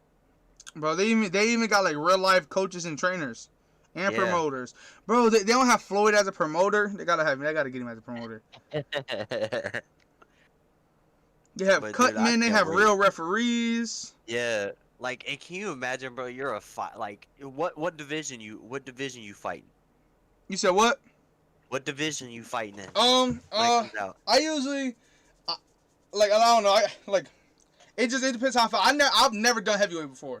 So like I always do heavyweight. No, yeah, I You've never don't- done heavyweight? Yeah, I don't, cause I don't like being like the super big dude. So I usually be like like super lightweight or something like that, or like I'll either be small or I'll be like middle or welterweight, something like that, like in the middle. And, but I'll just fight up, and also it's like sometimes it depends how I feel. Sometimes I like being the tallest you possibly could be, but I can't fight inside, so the whole time I'm just throwing jabs and I like winning decisions. But then I'll do one where I'll be the Gervonta Davis. I'll be like 5'6", 5'7", going against dudes 6'2", 6'3", and I gotta get in close and just bing, and I get a lot of knockouts like that because I'm throwing hooks and uppercuts, catching them on their buttons. So it just depends like what type of story mode I want to go through. And then the mechanics that they got in the game is if you slip a punch and punch, you're gonna daze your opponent. Like if you time it perfectly. Yeah. So So yeah, it's not all just about their health. Like if you get a perfect time shot, you could daze them as well. yeah. Like the old game wasn't like that, but like it was like basically, like it's super hard. But I used to always make my archetype on there counter puncher. But it's hard to be a counter puncher like on that game. But I saw with the new mechanics, it looked 10 times like in this UFC now, like newer games, it's easier to be a counter puncher. Cause back then it was kind of the mechanics were weirder. But now it's easier. But yeah, back then if you was able to get a slip or something and land a hook, like yeah, you would put him to sleep. Even if he was beating you up and you hit one significant strike the whole fight. If you was able to slip and hit one good punch, you could like win the fight off that. Like, but also. Like when you get knocked down, how you get back up is super hard in that game. How you gotta like balance it? Hell no. That shit used to be hard. I want to see how they do that on the new game to see how you get back up for the 10 count. No, and also I remember the super old fight nights, like the 1 and 2. You used to have to heal your fighter manually. That's all like the 3. You could just skip and then heal your fighter like by itself. I used to sit there and like have to try super hard because if you don't do it right, you one punch you. Knocked out, like it was hella hard for no reason. Yeah, they got an in-depth shit, and I'm excited because like with the new like rules where you could do like whatever color gloves and stuff, and you could really customize your fighter to whatever you want. Yeah, it was kind of like that back then, but at the same time it wasn't. Like you could choose whatever color, but like you only could like, and they had a lot of brands back then. They had like Jordan, Nike, Reebok, They had a lot of stuff, but yeah, like the customization was like bleh. But yeah, now it's just newer games, so the customization gonna be lit. Like you probably can. And you see the way it looks, bro. It looks so clean. And I like the camera angle, like when you get closer, it zooms in. So I feel like that's gonna be easier to figure out what the opponent's throwing and where you can dodge, duck, and dive. Because if you watch, it zooms, but as you get farther apart, it zooms out. And then also, like you said, they have real referees that are in they're replacing the one referee with the black dude. What's his name? The animated dude, the one that sits like when he watches the fights. You know what I'm talking about? The older black dude. Nah. He always makes the face. I You think ain't I never know. seen it? Hold on. I probably have. I just don't remember. Yeah, you probably have because this man is a legend in the boxing community.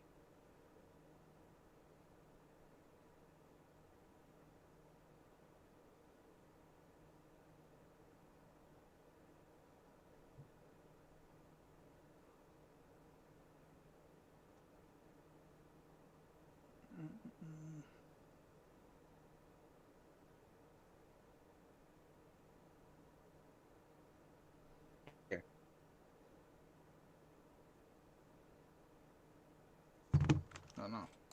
This dude. Clicked on it. Hold on, it's loading. Oh yeah, him. Yeah. His eyes get super big. All the finish shit. Yeah. That's gonna be funny. He's a fucking legend, bro. He is such a legend. It said love your job like Steve Willis. I love refs like that, man. They just love their job. That's the best job to have. Can you imagine being a boxing ref, man? Nah, but they be getting their shit hit though. Right. But you literally got front row seats to some of the greatest fights ever. Right, You're yeah. literally in the ring and you ain't gonna get your ass beat. Right. Alright, you ready to wrap it up? Yeah, we can wrap it up. Nah, bro. This podcast was lit. And the thing is, NBA free agency just started. In 3 days, we're gonna see our very first football preseason game with the Hall of Fame game. So NFL's like the most. Okay, obviously I love the finals, but when you don't got LeBron in the finals, this final for everybody else was down. But to us, we obviously loved it. But yeah, so right now is the most interesting time in sports because baseball is getting good because you're getting close to the playoffs. You're getting closer to October, you know, and then basketball, free agency is the best part of basketball, honestly. And the best part about football is when football's actually playing. Free agency is trash. Draft is blast sometimes. But yeah, so football's kicking off. We're still gonna talk about we're gonna do the whole fantasy thing and everything too, right? Like on the podcast. Yeah. Okay. Yeah. This is the last podcast with no football. Right. Yeah. And football season's back underway. So we got that about so football's kicking off. literally, when we wake up tomorrow, it's gonna be free agents signing the teams to make them better. Like, I bet as soon as we get off here, it's gonna be a name that we wish we said on the podcast. As soon as we get, that's how it happens every single time. And yeah, by next Monday, it's gonna like teams are gonna be worse and teams are gonna be a whole lot better.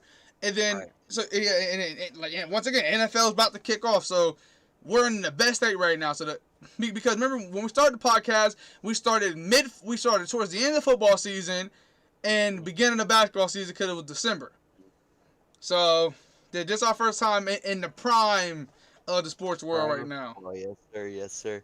So yeah. All right, y'all. Thank everybody for came out to watch it. We'll be back next Monday, 9 p.m. and we're gonna talk about the Hall of Fame game, and probably we can also talk about the first episode of Hard Knocks because it should be out by then. Yeah, we'll talk about that. Well, for NBA free agency, it's so because trades will probably happen, other guys will be signing. So we'll talk about that. We'll talk about the Hard Knocks. Talk about the preseason game. We'll talk about how guys like how teams are shaping up in the NFL. Also this Saturday, 10 p.m. And also basketball summer league's about to. Oh yeah, UFC 65, and also Summer League is about to kick off in the NBA. So we're gonna see what Cade Cunningham, Jalen Green, all these, because it's not like these guys all gonna play. Derek Lewis fights Saturday, Jose Aldo fights, and Amanda Nunes fights Saturday. So it's gonna be a nice little card Saturday. Yeah, that's gonna be lit. You remember Derek? Do you know Derek Lewis? Yeah, my balls is hot. Yeah, he said, "Why you take your shirts off?" He said, "Because my balls is hot." Hell yeah, he funny as hell. And then Champ Amanda Nunes fights. She's out here knocking motherfuckers The man beater herself. They call her tank top's husband beaters. What are you talking about? Fuck a wife beater, it's a husband beater. She beat two of the superstars of the women's division. She knocked both them motherfuckers out. Knocked them both out in the first round. She has her own weight class for her. Yeah. Like literally. She's in the weight class by herself. Right. All right, y'all. So thank y'all for coming out.